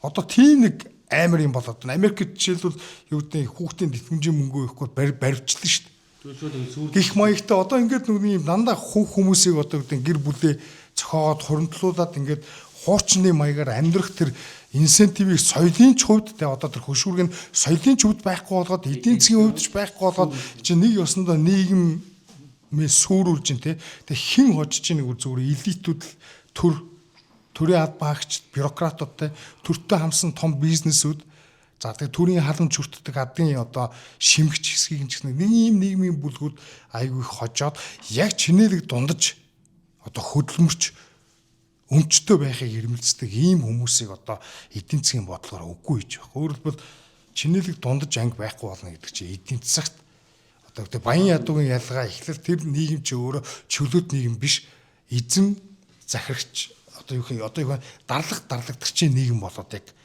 тогтчихж байгааг нэг илэрхийлэх байхгүй. Ерөөсө дундаж ангил гэж байхгүй бол тэр нийгмийг чөлөөт нийгэм гэж үзэх боломжгүй, чөлөөт эдийн засаг байгаа гэж үзэх боломжгүй шүү дээ. Тийм. Тэгээ саяхан одоо Монголын Твиттерийг харж байхад, сошиал медиаг харж байхад энэ Санаи Такаичиг бүр маш их одоо хөөргөж чинь тий төмөр хадагтай яасан аврагч энэ төр гээл тий бараг л нэг дайр их буугаад ирсэн юм шиг. Ер нь бол энэ хүний бодлого бол цаашдаа нэг одоо Японд ер нь бол шин зүйл авчрахгүй олигтой зүйл ерөөсө болохгүй энэ яалтч одоо зүүн нөгөө зүүнийн намууд нь хэд солиотой байгаа учраас л тийм биз дээ. Арай нэг аядуу зүүнт нь ингэж одоо мундаг нэрийг олж штэ. Тий. За Японтой холбоотой яг энэ юу ч хэлчихэ. Нөө Японы либерал ардчилсан намчин дотор маш олон факшнтай, одоо фракцтай. Энэний нэг фракцийнх нь одоо толгойлогч хуучин одоо гадаад хэргийн сайд байсан Такаши Ивая гэдэг нөхөр. За бид нар одоо энэ Санаи Такаичигийн одоо фракцгийг одоо дарахын тулд дарахч явах нэг хүчийг нь жоохон сулруулахын тулд нэг тогтворжуулах одоо нэг баланс тогтоох штэ тий. Баланс тогтоохын тулд би шинээр ингээд фракц одоо үүсэх шаардлагатай болж байна. Ер нь үүсгэнэ гэдэг. Ер нь фракц томруулна гэж яахгүй юу. Иймэрхүү юм ярьсан бэлээ. Энд чинь нэг big tent буюу нэг том олон дотроо нэг олон өөр үзэл бодолтой хүмүүсийг агуулдаг том намын зовлон байгаа байхгүй юу. Одоо Монголын ардчилсан нам шиг гэх юм уу. Нэг иймэрхүү юм явсан бэлээ. Тэгээд ингээд энэ Японы сонголттой холбоотой мэдээгээ дуусгая. Тэгээд Японы бас нэг өөр нэг мэдээ хальт авцсан энэ жижигхэн мэдээ айгүй хурдан яриад дуусчихна. Тий. За Фукушимагийн тэр нэг дизастер 2011 онд болсон. Нөгөө цунами бий болоод нөгөө атомын цахилгаан системнуудаа зогсоосоо. Энэ дээр Каши Вазаки Карива гэдэг ер нь потенциалд нь тулах юм бол дэлхийн хамгийн том атомын цахилгаан станц гэж байгаа. Энийг буцаад хэвийн ажиллагаанд нь оруулсан. Энэ их том мэдээ боллоо. Энийг нь эсэргүүцэж байгаа хүмүүсээр нөгөө нэг зүүнний үзэлтэй нөхдүүд. Гэтэ зөвхөн зүүнний үзэлтэй гэхгүй тэр хавийн оршин суугчтэй биш тий. Энийг аюулгүй байдлыг баталгаатай хангасан юм уу да та нар гээд ер нь бол их тийм болгоомжлол. Тий.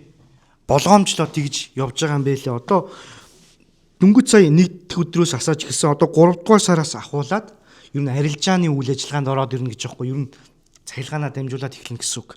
Тэгээ энэ яаж байгаа вэ гэхээр бас нэг юм хэлж байгаа нь 2050 он гэхэд нөгөө fossil fuel биш тий. Малтмал түлш гэж ярих нь зөв. Тэгээ энэ малтмал түлшийг хэрэглэнээс ер нь гаргахын тулд бид нар атомын цахилгаан стантад дэмжиж байгаа гэсэн тиймэрхүү зөвтгөлийг хэлж ийлээ.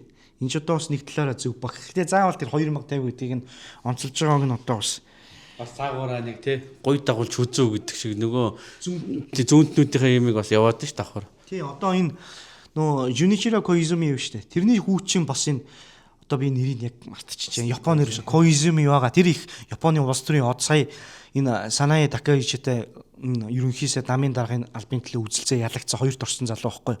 Тэр нөхөр чинь ер нь бол энэ атомын цахилгаан станцыг ер нь эсэргүүцэх талдаа нөхөр байлээ жишээлбэл. За нэг иймэрхүү нөхдүүд атомын цахилгаан станцын ажилд оруулаад байна шүү. Монголчууд яах вэ? За. Дараагийн мэдээ рүү орох уу? За би нэг калт мэдээч гэх юм уу энэ ч бол одоо хуучирсан мэдээ.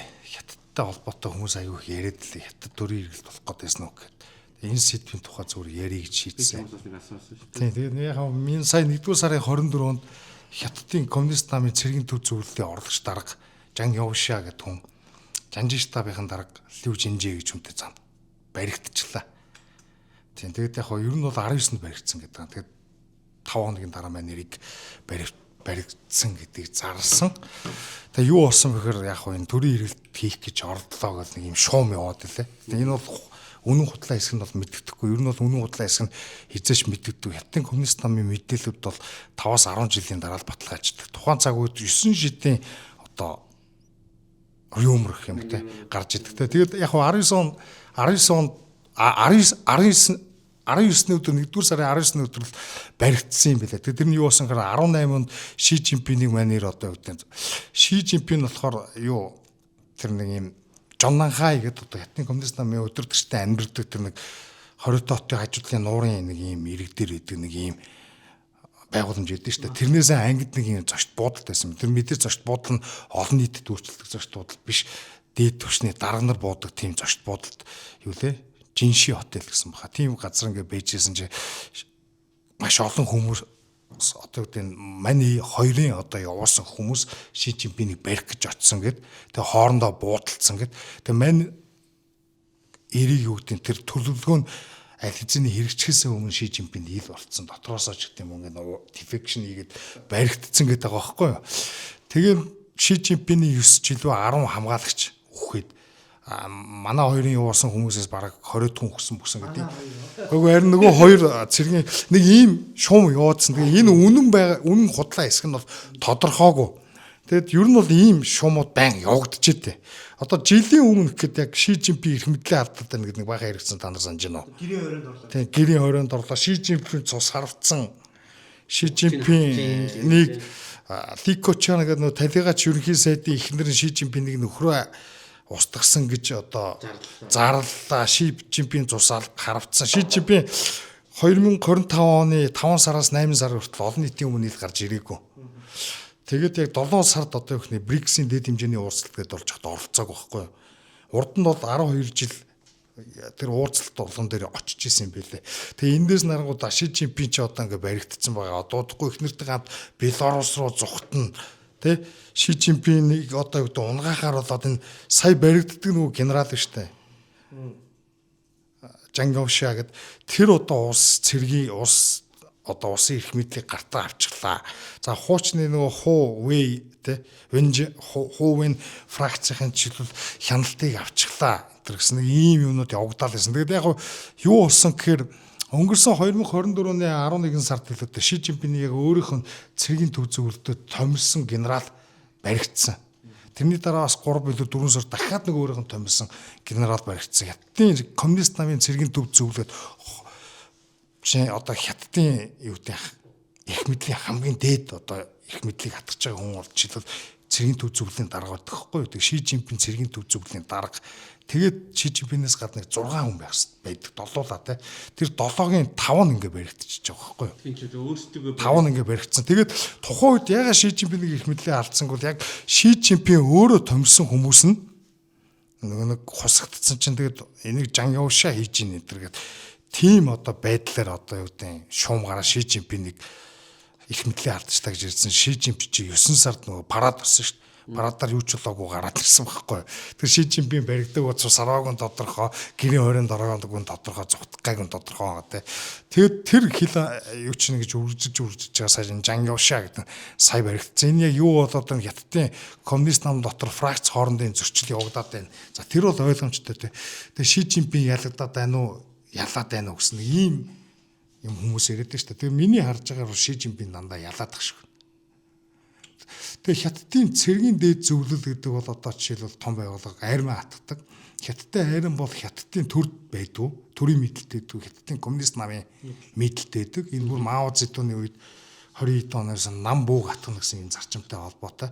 Тэгээ жишээлбэл энэ цэргийн төв зөвлөлийн дарга байсан хүн Хятадын абсолют лидер те paramount лидер гэж ярьдаг штэ байдаг гэдэг чинь 1981-ээс 1991 он хүртэл Дэн Сяопин зөвхөн цэргийн төв зөвлөлийн дарга гэдэг л албан тушаалтаас өөр ямар ч намд албан тушаалт байгаагүй гэсэн мөртлөө намын босод бүх одоо хүмүүсийг атгадаг байсан те. Тэгээд дээрэс нь Дэн Сяопин тэрнээсээ бууга дараа Зянзэмин бий болсон. Зянзэмин бас цэргийн төв зөвлөлийн дарга байсан. Зянзэмин дараа нь албан тушаалаас буухта хуужин тавад шилжүүлэхдээ нэг хэсэг бас цэргийн төв зөвлөлөө өгөхгүй байж байгаа нэлээд хэдэн жилийн дараа шилжүүлжсэн шиг санагдаж байна. Тэгэхээр цэргийн төв зөвлөлийн дарга байх нь ямар ач холбогдолтой гэдэг нь бол ойлгомжтой. Тэгэд хоёр цэргийн төв зөвлөл гэдэг юм билээ. Төрийн цэргийн төв зөвлөл, Хятадын коммунист намын цэргийн төв зөвлөлд цэргийн төв зөвлөл нь бүгдийгээ мэддэг. Тэгэд энэ юу орж ийн гэхээр энэ фракц хоорондын тулаануудаа Ши Жинпин ерөөсө бүгдийг нь ингээд ялчлаа л гэсэн тийм л байдлаар би бол ойлгож байна. Яаж юм тэгэхээр жишээлбэл анх одоо бүр энэ фракц хоорондын зөрчлийг одоо ингээ ярингууд энэ Ши Жинпин чинь дарангуулагчтэй гарч ирээд хятад ардчлагдажсэн чинь ингээ хятадыг ардчлалыг устгачлаа гэж яриад байгаа шүү дээ. Яг үүндээ бол хятадын коммунист нам хийж тийм ардчил ч юм уу тийм коллектив лидершип гэж ярьдаг шүү дээ. Хамтын өдөртөгтэй бол байгаагүй. Тэгээд жишээлбэл Мао 1979 онд өгсөн тийм үү. Тэгээд 81 он гэхэд фракц хоорондын тэмцэлт бол Дэн Сяопин яасан.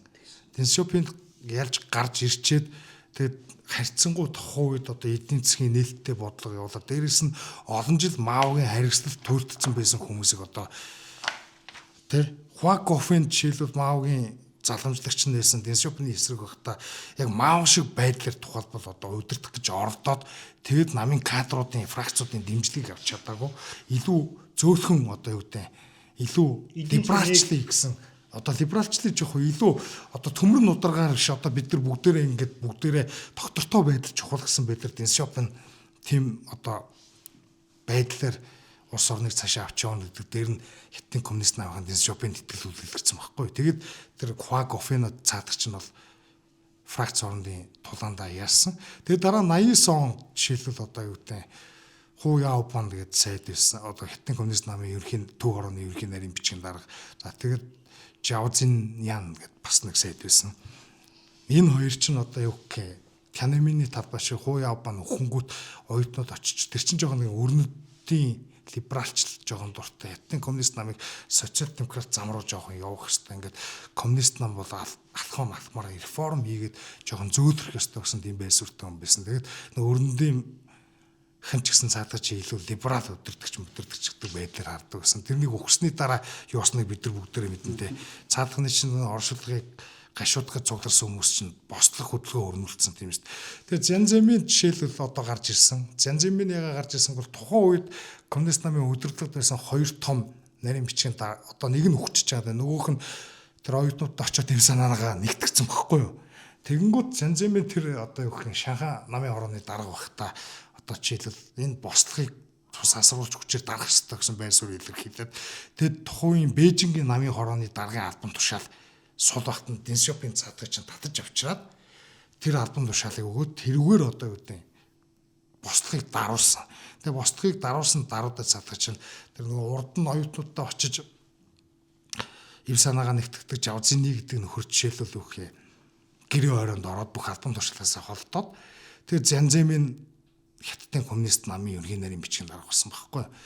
Тэгээд тэгсэн ч гэсэн тухайн цаг үед цэргийн төв зөвлөлийн даргаараа Дэн Сяопин ажиллаж байсан. Дэн Сяопин ажиллаж байгаа тэгээд 1997 онд цаадагч өгсөн шүү дээ. Өгөхдөө 91 онд цэргийн төв зөвлөлийн даргын албан тушаалыг өгсөн ч гэсэн ингээд айрам нам гэдэг юм уу бүх шатанд бол өөрсдөө өөрийнхөө хүмүүсийг оруулсан. Дээрээс нь Дэн Сяопиныг ахмад хувьсгалчтан дэмждэг байсан гэдэг. Тэгэд энэ маягтай хятадын коммунист нам одоо хамтын өдөрлөг гэхээсээ илүүтэй олон янзын фракцууд шиг тийм олон янзын одоо юм хүчний тэнцвэр бий болоод хинэг абсолют парамаунт лидер дахиад нөгөө Мао шиг өдөрлөгч гарч ирэх болцоо хязгаарлагдчихсан байхгүй.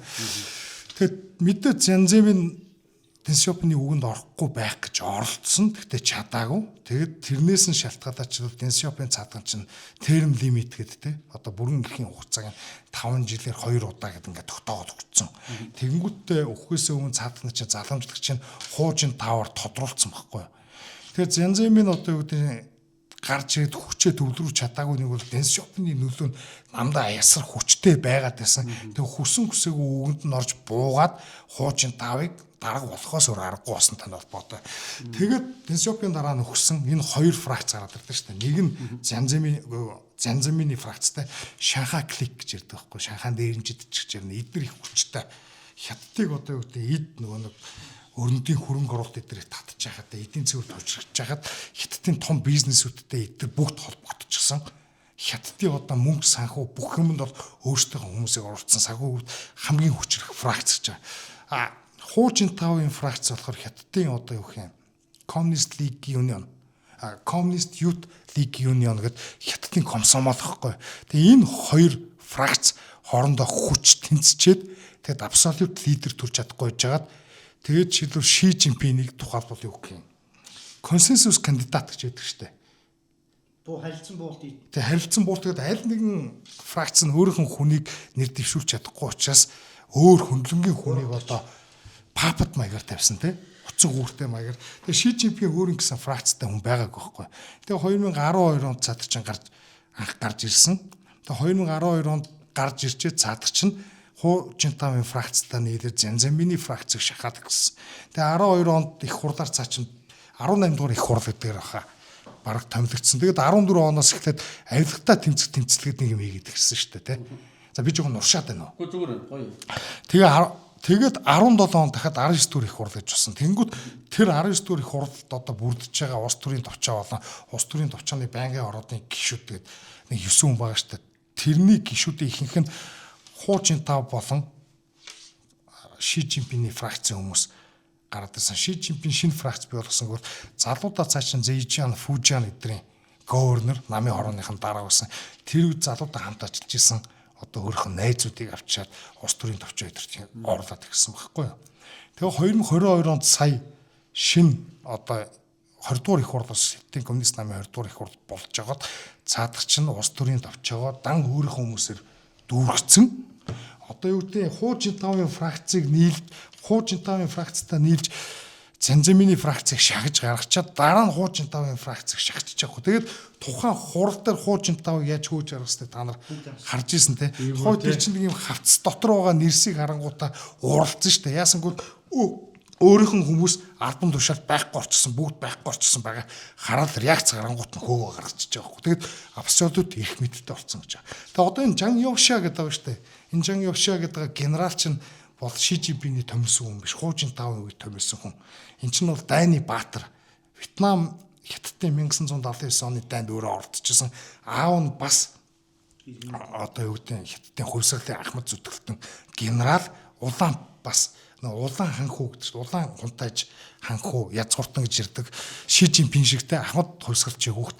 Дээрээс нь яг энэ аймын дээд түвшинд очсон одоо яг насаараа цэргийн хүн байсан. Намын гэхээс илүү яг цэрэг хүн гэдэг бол армийн хамгийн том зүтгэлтэн юм бэлээ. Тэгээ энэ хүнийг Ху Жинтао томилсон. Гэхдээ Ши Жинпин гарч ирээд аймд өөрийнх нь хүл гарыг одоо тэ шургуулж одоо армийнхаа бүтцийг өөрийнхөө талд оруулахад бол энэ хүн айгүй хүч одоо Ши Жинпин тусалсан гэж ярьдаг. Тэгээд 14 оноос эхлээд намын том аппаратуудтай цаачин цэвэрлэгээ хийсэн. Одоо юу гэдэг бүх одоо дунд шат бол анхан болон дунд шатанд Занзамбины фракцыг нэг хөөж зайлуулсан. За ядахна хамгийн одоо юу гэдэг боломжит байдлаар өөрийнхөө хүмүүсийг дүүрсэн. Тэгээд 17 оноос эхлээд айрамд цэвэрлэгээ гэдэг хэлсэн байхгүй юу? Айрамд цэвэрлэгээ хийсэн. Тэр айрмын цэвэрлэгээ л үргэлжлээд яваад байна.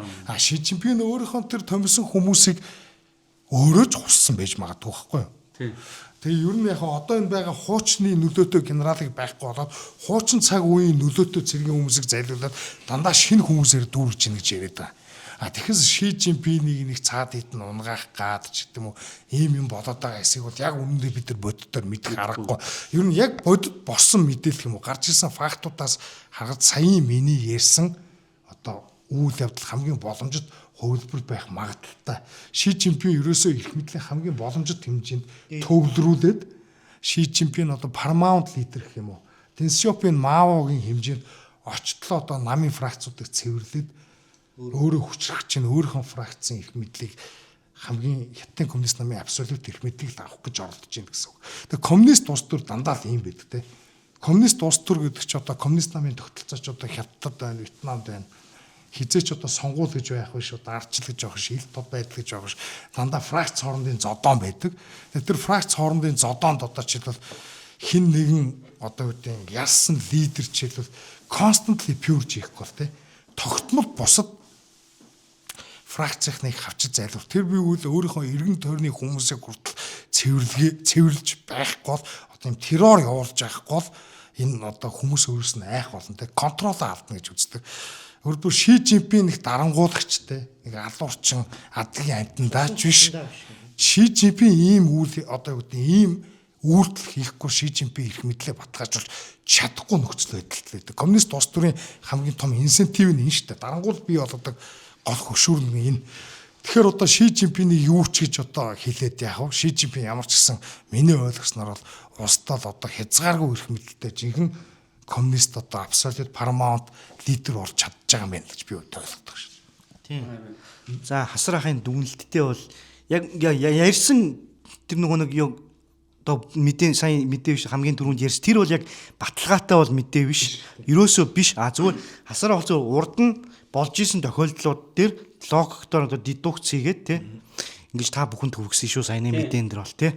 Тэгвэл одоо бас нөгөө тал дээр яг бодит байдал дээр өөр байхыг бас тодорхой үгүйсэхгүй шүү дээ тий. Мэдхгүй. Ер нь юм хятадын коммунист намд одоо мэдээлэл бол ингээд юм арчсан улсуудаа шиг тэгж алдагддаг. Ямар нэгэн юм иргэдэд зориулсан одоо юу гэх юм PR хийж одоо сонгуульд оролцохгүй шүү дээ. Энэ чинь зүгээр цэвэр фракцийн л тэмцлүүд бий явагдаж байгаа. Тийм учраас нэгдүгürt нам гэдэг чинь өөрөө нэг юм дарангуулын аппарат тийм биз дээ. Энэ 90 сая гишүүнтэй ятны коммунист нам тэр жигтэй нэг фракц нэгдүгürt одоо юу гэдэг нэг их ашигтай хүмүүс дотроо олон хуваагдантай. Гэхдээ дотроо хичнээн хөлөө жилдчихсэн ч гэсэн хизээч дотоод мэдээлэл гадагшаа гаргахгүй. Дээрээс нь дотоод мэдээллийг гадагшаа гаргаад байх юм бол урагч гэж тооцогддог. Аль ч фракцийн хувьд. Тийм учраас нэг хүссэн хүсээгүй бичгтэйгүй тоглоомын дүрмээрээ нам доторх асуудаа ингээд шар хөвлөлөөр цацаад ингэж уус тур хийнэ гэсэн тохиолдол байхгүй. Энэ ч нөө Ленины демократик централизм гэдэг бүгдээрээ хэлэлцээд асуудал нэгэн тодорхой орсон бол тэр асуудлыг дараа дахиж авч хэлцэх хориотой. Дээрээс нь тэрнийг хэрэгжүүлэх гол үүрэгтэй одоо төвлөрсөн удирдлагыг хинч эсэргүүцэж болохгүй. Энэ чинь яг нөгөө Ленины бий болгосон нөгөө бюрократ тогтолцоороо дамжуулаад дээрээсээ доош хүртлээ удирддаг тэр хатууд тогтолцоо хэвээрээ байгаа. Коммунизмын хамгийн аюултай зүйл чинь шүү дээ. Асар том бюрократ бүтц хяналтыг бий болгодог. Тэргүүрээ дамжуулаад нийгмийн эдис бүхнийг хянчдаг. Одоо бол бүр химэл оюухан их өөгдөл камер нүүр таних камер мамер утас чагнах төхөөрөмж идэртэй хамсаад бүрэн төгс хяналтын систем баггүй коммунист намын тогтолцоо. Ийм байхад яг одоо Жан Явшаатай нэг буудал дотор Ши Жинпинийг байж хат нэг хідэн хүнтэй очиж буудах гад явна гэдэг би үүтэ үнэхээр итгэхгүй. Жан Явшаа урваагүй ч байж болно, ягаачгүй ч байж болно заяа. Үнэхээр үнэрч байсан байж болно. Гэхдээ дарангуулагч гэдэг хүн тэр системд байнгын айдастай абсолют лидер байхад төрүүлж байхад бол өөрийнхөө хүмүүсийг хүртэл цэвэрлэдэг. Энэ бол Сталины хийгээл ирсэн аргачлалт юм шүү дээ. Тийм. Тэгэхээр ер нь бол хамгийн том дайсан бол хамгийн ойр байгаа. Тийм учраас хамгийн ойр боломжит занал хийлийг зайлуулах нь бол тодорхой үстэй тийм. Тэгэхээр Ши Жинпинийг бол би хувьдаа л стаж коммунист нам доторх тэр улс төрийг те тоглоомын дүрмийнхэн дагуу хамгийн дээд хэмжээнд хийж чадж байгаа genius улс төрч гэж бодож байгаа. Амар бодсон. Гэхдээ энэ хүн арчлалын үедээсэн бол ийм хүн байхгүй шүү дээ. Гэтэ үнэхээр өөрийнх нь амьдарч байгаа нөхцөл байдал нь ийм, тоглоомын дүрм нь ийм, ингэхгүй бол өөрөө арчуулна шүү дээ. Тийм учраас өөрийнхөө тэр улсынхаа улс төрийн тоглоомын дүрмээр бол дээд зэрэгт нь хийж чадж байна. Тэргүүрээ баг Маогаас ч илүү гарч байгаа. Мэдээж Мао шиг нийгмийг хамарсан репресс явуулаагүй те. Гэтэ өнөөдөр Ши Жинпин бол яг популист заяа. Одоо жишээлбэл ингээд авилгатаа тэмцэх кампанит ажиллах гэж хийж байхдаа том тайруудын араас, баруудын араас энийг байрна жижиг жараханы араас хөөцөлдөхгүйгээд том одоо юу гэдэг дарга нарыг жишээлбэл барьцсан арт түмэнд нь амар их таалагдж байгаа. Тэгэд элит одоо хүрээнийх нь номенклатура классаа айлгаад айцсаар байнгын терророор айлгаад тэгэд одоо энэ юу гэдэг технологийн хяналтаар арт түмнээ янаад дээрэс нь популист дэмжлэг авах гад арт түмэндээ таалагдах юм популист бодлогод хэрэгжүүлдгээр Ши Жинпин одоо 21-р зууны коммунизмыг бол шин шатанд гаргаж ийн гэж би хэлэх гэдэг шүү дээ. Тийм түрүүний хасар ахын ярьсан эдгэр чин хэрүүл урвал маргаана тогооноосоо халиулгүй эн чин нөгөө нэг Италийн Сицилийн мафия Омерта гэдэг яг л тэр зарчмал явж байгаа юм л да. Хуучин Монгол ардын хувьсгалт нам актив муудалцдаггүй гэдээсэн чинь тэр коммунист намын хувьшилтаа нь бол бодох байхгүй тий. За дараагийн мэдээ энэ хятадын мэдээ их боломжийн болж сайхан болж дууслаа. За Венесуэл энэ их жижигхэн мэдээ явна. За газрын тостой холбоотой энэ Израиль руу нийлүүлж байгаа түүхийн нефт. Бид нар чи яриад байсан ш. За энэ Трамп яагаад энэ Венесуэлийн удирдагчийг хулгайлаад аваа явчваа гэдэг. Тэгсэн чинь одоо тэрнийх нь бодит учинд бараг тайлагдаж эхэлж байгаа. Утасны тэр үзүүр нь ер нь баригдаад эхэлчих шиг боллоо гэдэг. Яасан бэ гэхээр 2009 онд Уго Чавес Израиль руу нефт экспортлохо болцсон байсан. Тэгсэн чинь дөнгөж сая ерөөсө 2 дахь өдөр Израиль сүүлийн одоо 2009 оноос хэдэн жил юм бэ? 17 жилийн хугацаанд анх удаага түүхийн нефт Венесуэл Израиль руу ингээд нийлүүлээд эхэллээ гэж байгаа байхгүй. Тэгээ энэ бол ойлгомжтой. Израиль бол ерөөсө Трампыг бол бацдсан байдаг. Тэрний илэрлэн л гарч ирж байна гэж одоо харж байна. Та хоёрт одоо энэ мэдэн дээр нэмэх юм байна уу? Энэ угаасаа жижигхэн л мэдээ. Тэгээ өмнө ч зөндөө ярьсан тий. Ер нь бол ойлгомжтой шүү дээ. Газрын тосны төлөө л ойлгомжтой шүү дээ. Одоо нэг дахин яриад явах. Дарынхаа гэхгүй. Тэгээ за ер нь бол Трамп бол Израилийн эрх ашгийг хангах гэдэг. За гиснээс сая нэг өглөө нэг зураг харснаа санаж штэ. Энэ Израиль энэ төргээ явсан ч нөө Нетаньяху ч Израилийн том албан тушаалтнуудтай Америкийн том албан тушаалтнууд Жаред Кушнер Трампын хүргэнтэй цуг одоо Трамптай цагаан урданд уулзахаас өмнө суугаад дугуй ширээ тойроо зураг авахулсан байна лээ. Энд чинь бол ойлгомжтой. Тэгэл Трампыг хэн бадж гин, хэн үдирдэж гин, гадаад бодлогыг нь ялангуяа тий бач хин эзэн гэдгийг нь бол одоо харуулж лээ л да. Нетаньяху бол нэрээ үнэхээр л Трампыг бол тоглож байна. За дараагийн гол мэдээ, том мэдээ. Унгарын сонгуул Тий. тий. За юу 4-р сард Унгарын парламентын сонгуул болно. За энэ сонгуульд мэдээж одоо эрх барьж Фидesz нам одоо ялах гэж үзнэ. Энэ бол одоо Европын холбоог эсэргүүцдэг. Европын холбоо нь хамгийн их тэг болж байгаа ийм нам. Нөгөө сөрөг хүч нь болохоор энэ Питер Magyar гээд шинэ улс төрчдийн одоо улс төрийн од Унгарт гарч ирж байгаа улс төрийн одын Тиса нам гээд энэ хоёрын дунд дүрнэ. Тэгээ яасан бэ гэхээр энэ Европын улс төрийн институт гээд энэ байгууллагын дид захирал нь ингэж ирсэн байгаа энэ сонгуулийг. За энэ бол биш үү те сүүлийн 15 жилийн хугацаанд Европын холбоонд хамгийн их гай болж исэн улс ер нь цаашдаа гай улсаар авах уу Европтой хамтран ажиллах уу гэдгийг шийдэх сонгуул болно гэж байгаа байхгүй. Яг л энэ бол яг энэ өгүүлбэрийн Унгарын сонгуулийг илэрхийлж байгаа. Яасан бэ гэхээр энэ Тиса нам гээд энэ сая 240 үстэй юугаа гаргасан байна. Мөрийн хөтөлбөрөөр гаргасан байна. Тэрнийх нь одоо хүмүүсийн онцолж байгаа хамгийн гол хоёр бодлого нь юу вэ гэхээр энэ Унгарыг мөнгөн тэмдэгтийг нь евро руу шилжүүлнэ гэж байгаа. Энэ бол одоо ерөөсөө Европын холбоонд эдийн засгаа өгчөөл гэсэн бодлого явж байгаа байхгүй юу? А нөгөөх нь болохоор энэ баячуудын татварыг нэмэгдүүлнэ гэж байгаа. Нэг иймэрхүү хоёр бодлого ерөөсөө хамгийн гол. А нөгөө талаас Орбан бол эсэргүүцэж байгаа шүү дээ. Энэ яагаад ерөөсөө манай эдийн засгийг, манай улс, манай ард түмнийг Европын холбооны удирдлагад дарангуйлд оруулах шиг манай тусгаар тогтнолыг өгч чинь. Эдгээр бол ерөөсөө энэ Европын холбоо, энэ Владимир Зеленский, энэ Урсула фон дер Лейн зэрэг хүмүүсийн энэ папад болох хүн бол энэ Питер Magyar гэж байгаа. Ерөөсөө энэ Питер одоо энэ Виктор Орбаны нам бол яг түрүүн уг нь бол бид нар хэлсэн нийгэм соёлын хувьд бол барууны үзэлтэй консервативууд, эдийн засгийн хувьд эдгээр чинь нэг зүүн төвийн үзэлтнүүд социал демократууд байхгүй юу. Мэдээж энэ зүүн төвийн үзэлтнүүд чи эдийн засгийн хувьд тэр нэг голлох асуудалд нарах шүү дээ. Эдийн засгийн одоо зарцан докторгүй байдал, дээрэс нь одоо энэ авилга албан тушаалын асуудал, энэ коррупцийн асуудалд бол энэ Орбаны Фидesz нам бол байнгын өртөд угаасаа 10 гаруй жил энэ Унгарын улс төрийг ноёлцсон нам чинь өртгөөс ч арга байхгүй шүү дээ. Тийм биз дээ. Энэ дээр нь Питер Magyar маш их тоолт хийсэн.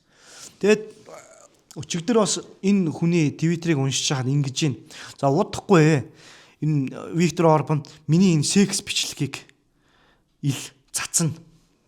Энэ бол ерөөсөө Оросын хийж байгаа зүйл, энэ ерөөсөө энэ Орбаны хийж байгаа зүйл Оросын одоо хийдэг юу гэх арга барил энэ гэж байгаа байхгүй. Орос хийдэг л те. Орос өндөр хийдэг л те. Нөө Скуратог гэх нэг прокурорыг ер нь өөр олон хүн байгаа. Хамгийн тэр нэг нэртэй нь бол тэр прокурор шүү дээ. Скуратов билүү те. Тэгж байгаа. Тэр Касьянов биш. Касьяновыг бас намынхаа нэг нарийн бичгийн дараа хүүхэнтэй унтж байгаа бичлэгийг хийгээд цацсан шүү дээ. Тий. Ямар ч хэлсэн ингэж өөрийгөө бол хамгаалж байна. Тэгээ энэ хоёр бас нөгөө бид нар өмнөх мэдээгээр ярьж ирсэн. Энэ Унгар Оросын одоо энэ газ биш үү те байгалийн хийг одоо нэвтрүүлэх үгүй юу те тэндээс мөнгө төгрөг авах үгүй юу энэ ерөөсөө энэ Оросын газан дээр энэ Унгарын эдийн засгч бас явдаг байхгүй явдаг юм байна лээ. Тэгэхээр энийг нь одоо зогсооно гэсэн мэдгдлийг бол Европын холбоо хийцэн байгаа шээ тий. Энийг бид нар эсэргүүцнэ, бид нар тусгаар тогтнол авч явна. Тэгээд энэ Орбаны хамгийн гол юм нь биш үү? Одоо ирч одоо. Яриа ягаа хийчих юм аа. Орбоны хамгийн гол ярьж байгаа юм нь манай хууль, манай энэ үндсэн хууль байдаг юм уу? Манай энэ бичмэл хууль, энэ Европын холбооны бидэнд тулгаад байгаа хуулийн дээр superior байх ёстой гэдгийг ярьж байгаа байхгүй. Эн чинь бол ерөөсөө улс үндэстний тусгаар тогтнолоо зүгээр нэг муу Европын холбоо гэсэн энэ том суперстатын нэг республик байх уу гэдэг л шийдсэн ийм сонгуул болгож байна. Тий, одоо бид нар одоо Орбаныг тийм айхтар мундаг тийм чөлөө зах зээлийн үзэлтэй либертар антер гэдээ дэмжиж байгаа юм байхгүй. Гэтэ яалтчгүй улс орон бол тусгаар байх ёстой. Энэ Европын холбоог шин дарангуулагчдыг сөрөх ёстой тий. Энэ Зеленский гэж одоо warmonger гэж хэлж байгаа. Энэ өөр одоо энэ орн нөрөлж байгаа тий. Орн нөрөлж байгаа. Энэ бол зүгээр warmonger гэж байгаа. Дайны инээтэй дайны одоо хүсэмжлэгч тий. Дайн дэмжигч гэд. Энэ нөхрөөс болж манай энэ унгарчууд манай энэ унгар бас дайн таттан орж болохгүй гэж байгаа. Одоо би хэрвээ унгар хүн байсан бол яг Орбаныг л дэмжинэ. Энэ тохиолдолд. Тийм биз дээ. Тийм шүү дээ. Иймэрхүү байна. Ер нь Европын холбоо сүүлийн үед мэдээллүүд нь ер нь баримтууд нь ч гэсэн ил болоод байгаа. Гишүүн 7-8 улсын дотоод сонгуульд нь оролцсон байна. Элдв янзын байдлаар нөлөөлсөн байна. Интернет гэдэг мэдээ гараад ирсэн байлаа. Тэрнийг би яг өнөөдөр бас бэлтгэж ирсэнгүү дараагийн одоо юу гэх юм подкастаар тэр мэдээллийг авч хэлцээ. Тэгээд сөрөг хүч түрүүн бас хэлсэн шүү дээ. Одоо хүмүүст бас дахиад нэг санаалахад энэ сөрөг хүчний нам нэг хактар бас сүртэй эдийн засгийг өсгөхгүй. Тэгээд чөлөө зах зээл махцал явуулаад гадаг юм биш. Энэ зүгээр юу орлого багтаан иргэдийн татварыг бууруулъя. Орлого өндөртэй иргэдийн татварыг нэмийгээл нөгөө нэг прогрессив татвар биш үү тий. Хуулийн доорх тэгш байдлын зарчмыг үүсгий нөгөө сонгодог социалист, социал-демократ бодлогыг л явуулах гэдэг. Энэ бол зүгээр нэг улс төрийн оппортунист л байгаа байхгүй. Татвар нэмэгч юм гэсэн үг шүү дээ. Ер нь бол прогрессив татварыг л ихлэ орж ирдэг. Хамгийн анх орлогын албан татвар бий болж байгаа ч зөвхөн баян хүмүүсээс авна гэж хэлчихсэн шүү дээ. Дараа нь бүгдэнд нь орлогын албан татвар тийм нэмэгдсэн тийм. Тэгээд одоо ч тэгэл манай монголчууд ч $1000 дээш цалинтай байх юм бол баг прогрессив татвар аавна гэл. Яг үндэ Монголын $1000 ч одоо Монголдооч баг тий хэцүү шүү дээ. Өндөр дээд яг цалинтай өндөр цалин гэж бол тооцогддог. Гэхдээ зүгээр амжиргааны хувьд нэх өндөр стандарттай гэж бол тэрнийг бол үзэх аргагүй л баг. За ер нь мэдээнүүд дуусч байна. Сүүлийн мэдээ нөгөө юутай лифттэй холбоотой мэдээ гэсэн шүү дээ. Өнгөрсөн 7 хоногт ярих гэж байгаа. Тэгээд байсан. Энэ Сирийн удирдагч 40 гаруй жил энэ улсыг ноёрхсон Муаммар Гаддафи. Энэ хүний хүү одоо сая алууллаа. Саиф ал-Ислам Гаддафи гэдэг. Энэ хүн бол одоо энэ Ливийнхээ бол маш том улс төрч байсан. Ер нь хэрвээ сонгуул болсон бол ерөнхийлөгчийн сонгуул болсон бол хамгийн өндөр сонгогдох магадлалтай кандидат гэж явж исэн бохгүй юу. Өнөө 21 онд эдгээр чинь нэг сонгуул хийх гэж ийсэн. Хийн гэж яригдаа тэгээд болцсон. Одоо энэ definitely гэхээр ер нь тодорхойгүй хугацаагаар тэр нь хизээч хийж болно. Тэгээд ерөнхийлөгчийн сонгуул болохоо болцсон байхгүй юу. Тэгээд ард түмнийх нь маш их нэр хүндтэй. Гаддафи бол үнэхээр үхлийн муугаар өгсөн үнэн. Тэгээд дургуун хүмүүс олон байсан. Гэхдээ энэ хүн чинь бас дэмжлэг маш өндөр байсан. Олон хүмүүс хайртай байсан. Одоо би өөрөө сүртэй социалистыг дэмжиж байгаа юм шиг. Ер нь бол социалист намын хүн л дээ. Гэхдээ энэ хүний чинь НАТОгийнхан нөгөө хүний эрх арчиж ярьдаг нөхдүүд дээрлэж жагаад бүгдээрээ нийлж жагаад унгаасан засгийг нь унгаасан. Уг нь энэ хүн чинь нөгөө weapon of mass destruction гэдэг үе болноор хөнөх зэвсгээ өгцөн байсан. Бүр өгцөн байсан. Тэгээ өгцөн учраас баг унсан гэсэн тиймэрхүү яриа явдаг байхгүй. Өгдөг нь буруутсан юм аа. Хинд одоо Иракийн хин биш үү? Саддам Хүсейн хүртэл ер нь байгаагүй шүү дээ. Тэгээ байсан бол унахгүй байсан гэж яригддаг. Тэгээ том алтай байсан гэж ярьдаг. За тэгээ гол мэдээнд ороход энэ хүн бол одоо Гаддафигийн хүү бол өөрийнхөө орон гэртээ хамгаалалт тэр чинь зүгээр Манусын орон гэр байгаа биш. Маш том хамгаалттай нэг харуул те хамгаалалтай баг нэг цай чахуу юм амьдарч байгаа. Тэгсэн зүгээр нэг буута дөрөв нөхөр орж ирснээ шүвшээд алдсан байгаа байхгүй. Яасан бэ гэхээр хамгаалтын албаных нь хаяа явцсан. Энэ бол ерөөсөө л тэгэл улс төрийн л одоо алга бол явчихж байгаа. Ерөөсө тэр алсан нөхдүүд нь зүхтаж мухцсан юм байхгүй. Тэр айгүй цаг хугацаанаас айж байгаагүй. Тэг эн чинь гимт хэрэг хийцэн баригдахгүй гэж байгаа хүмүүс чинь зүхтах ёстой шүү дээ. Тэгээгүй ерөөсө айгүй тайван авчаад тэг тайван яваад өгсөн гэдэг байгаа байхгүй. Мэдээ уншихаар одоо Аль Жазираа уншихаар. Тэг яасан бэ гэхээр энэ Сирийг чинь 2 хүн одоо удирддаг юм байна. Одоо 11 оноос хойш иргэний дантай байгаа. 2 хуваагдсан, 2 гол хэсэгт хуваагдсан. Яасан бэхэр одоо ерөнхий сайд Абдул Хамид Дейба гэд энийг бол одоо нэгдсэн үндэсний байгууллага буюу Америк өрөндийн гаралтай нөхдүүд дэмждэг. Энэ Триполид гол төвтэй. Нөгөө хэсэг нь Калифа Гафтар гэд нөхөр энийг бол одоо арай илүү орос талтай дэмждэг. Тэгсэн чинь энэ хоёр чинь 1-р сарын 28-ны өдөр Францын Элисе Палас гэд би одоо зөв хэлж гинэ буруу хэлж байна. Тийм Элисе ордон гэд энд уулзсан юм байна төлөөлөгчд нь. Одоо Хафтарын хүүхэд нь Дейбагийн одоо зөвлөхүүд нь уулзсан гэж аахгүй 1 сарын 28-нд. Тэгээ уулзаад хэдхэн хоногийн дараа Гаддафигийн хөө алуулчихж байгаа. Гэхдээ эн чинь бол тэгэл ойлгомжтой үстэй зүгээр хинч харсан логикоор бодоод үзэхэд улсыг удирдах байгаа 2 хүн 3 дахь хүчнийг гаргаж ирэх хүсэлгүй байна. Энэ Гаддафиг томруулах хүсэлгүй байна.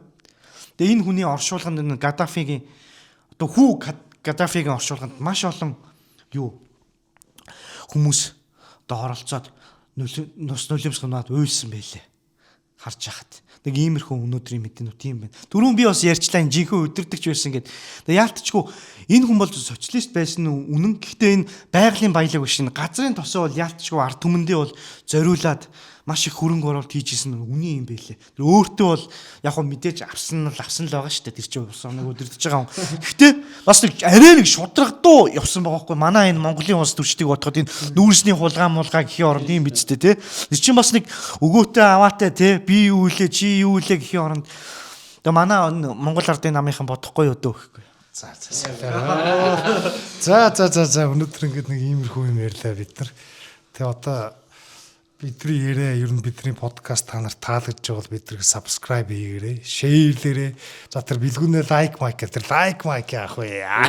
Гол нь хүмүүст хүрэх нэ тий. Тэгээд хүмүүст чи одоо бизнес Монгол төр чийлэл дандаа лайк дараарай гэж хичээд байгаа юм байл шүү дээ. За тэр яг. За тэгээд лайк хийгээд лайк нэ subscribe хийгээ, share хийгээрэй. Тэгээд бид нар бас үтсэн санаагаас хүмүүст илүү түгээмээр байна тий. Өөрийнхөө. За тэгээд өнөөдрийн подкаст дуслаа. За тэгээд нэмээд хэлэхэд тэр подкастын доор нэг хүн бичээд байгаа. Та нараа тэр камер аваад чаддимэр царайгаа гаргаараа гэдэг. 4 сараас тэгээд чадаад гарганаа хүлээж өгөр. Чи тэгээд хараагаад бид нар үзчихлээ байгаа. За.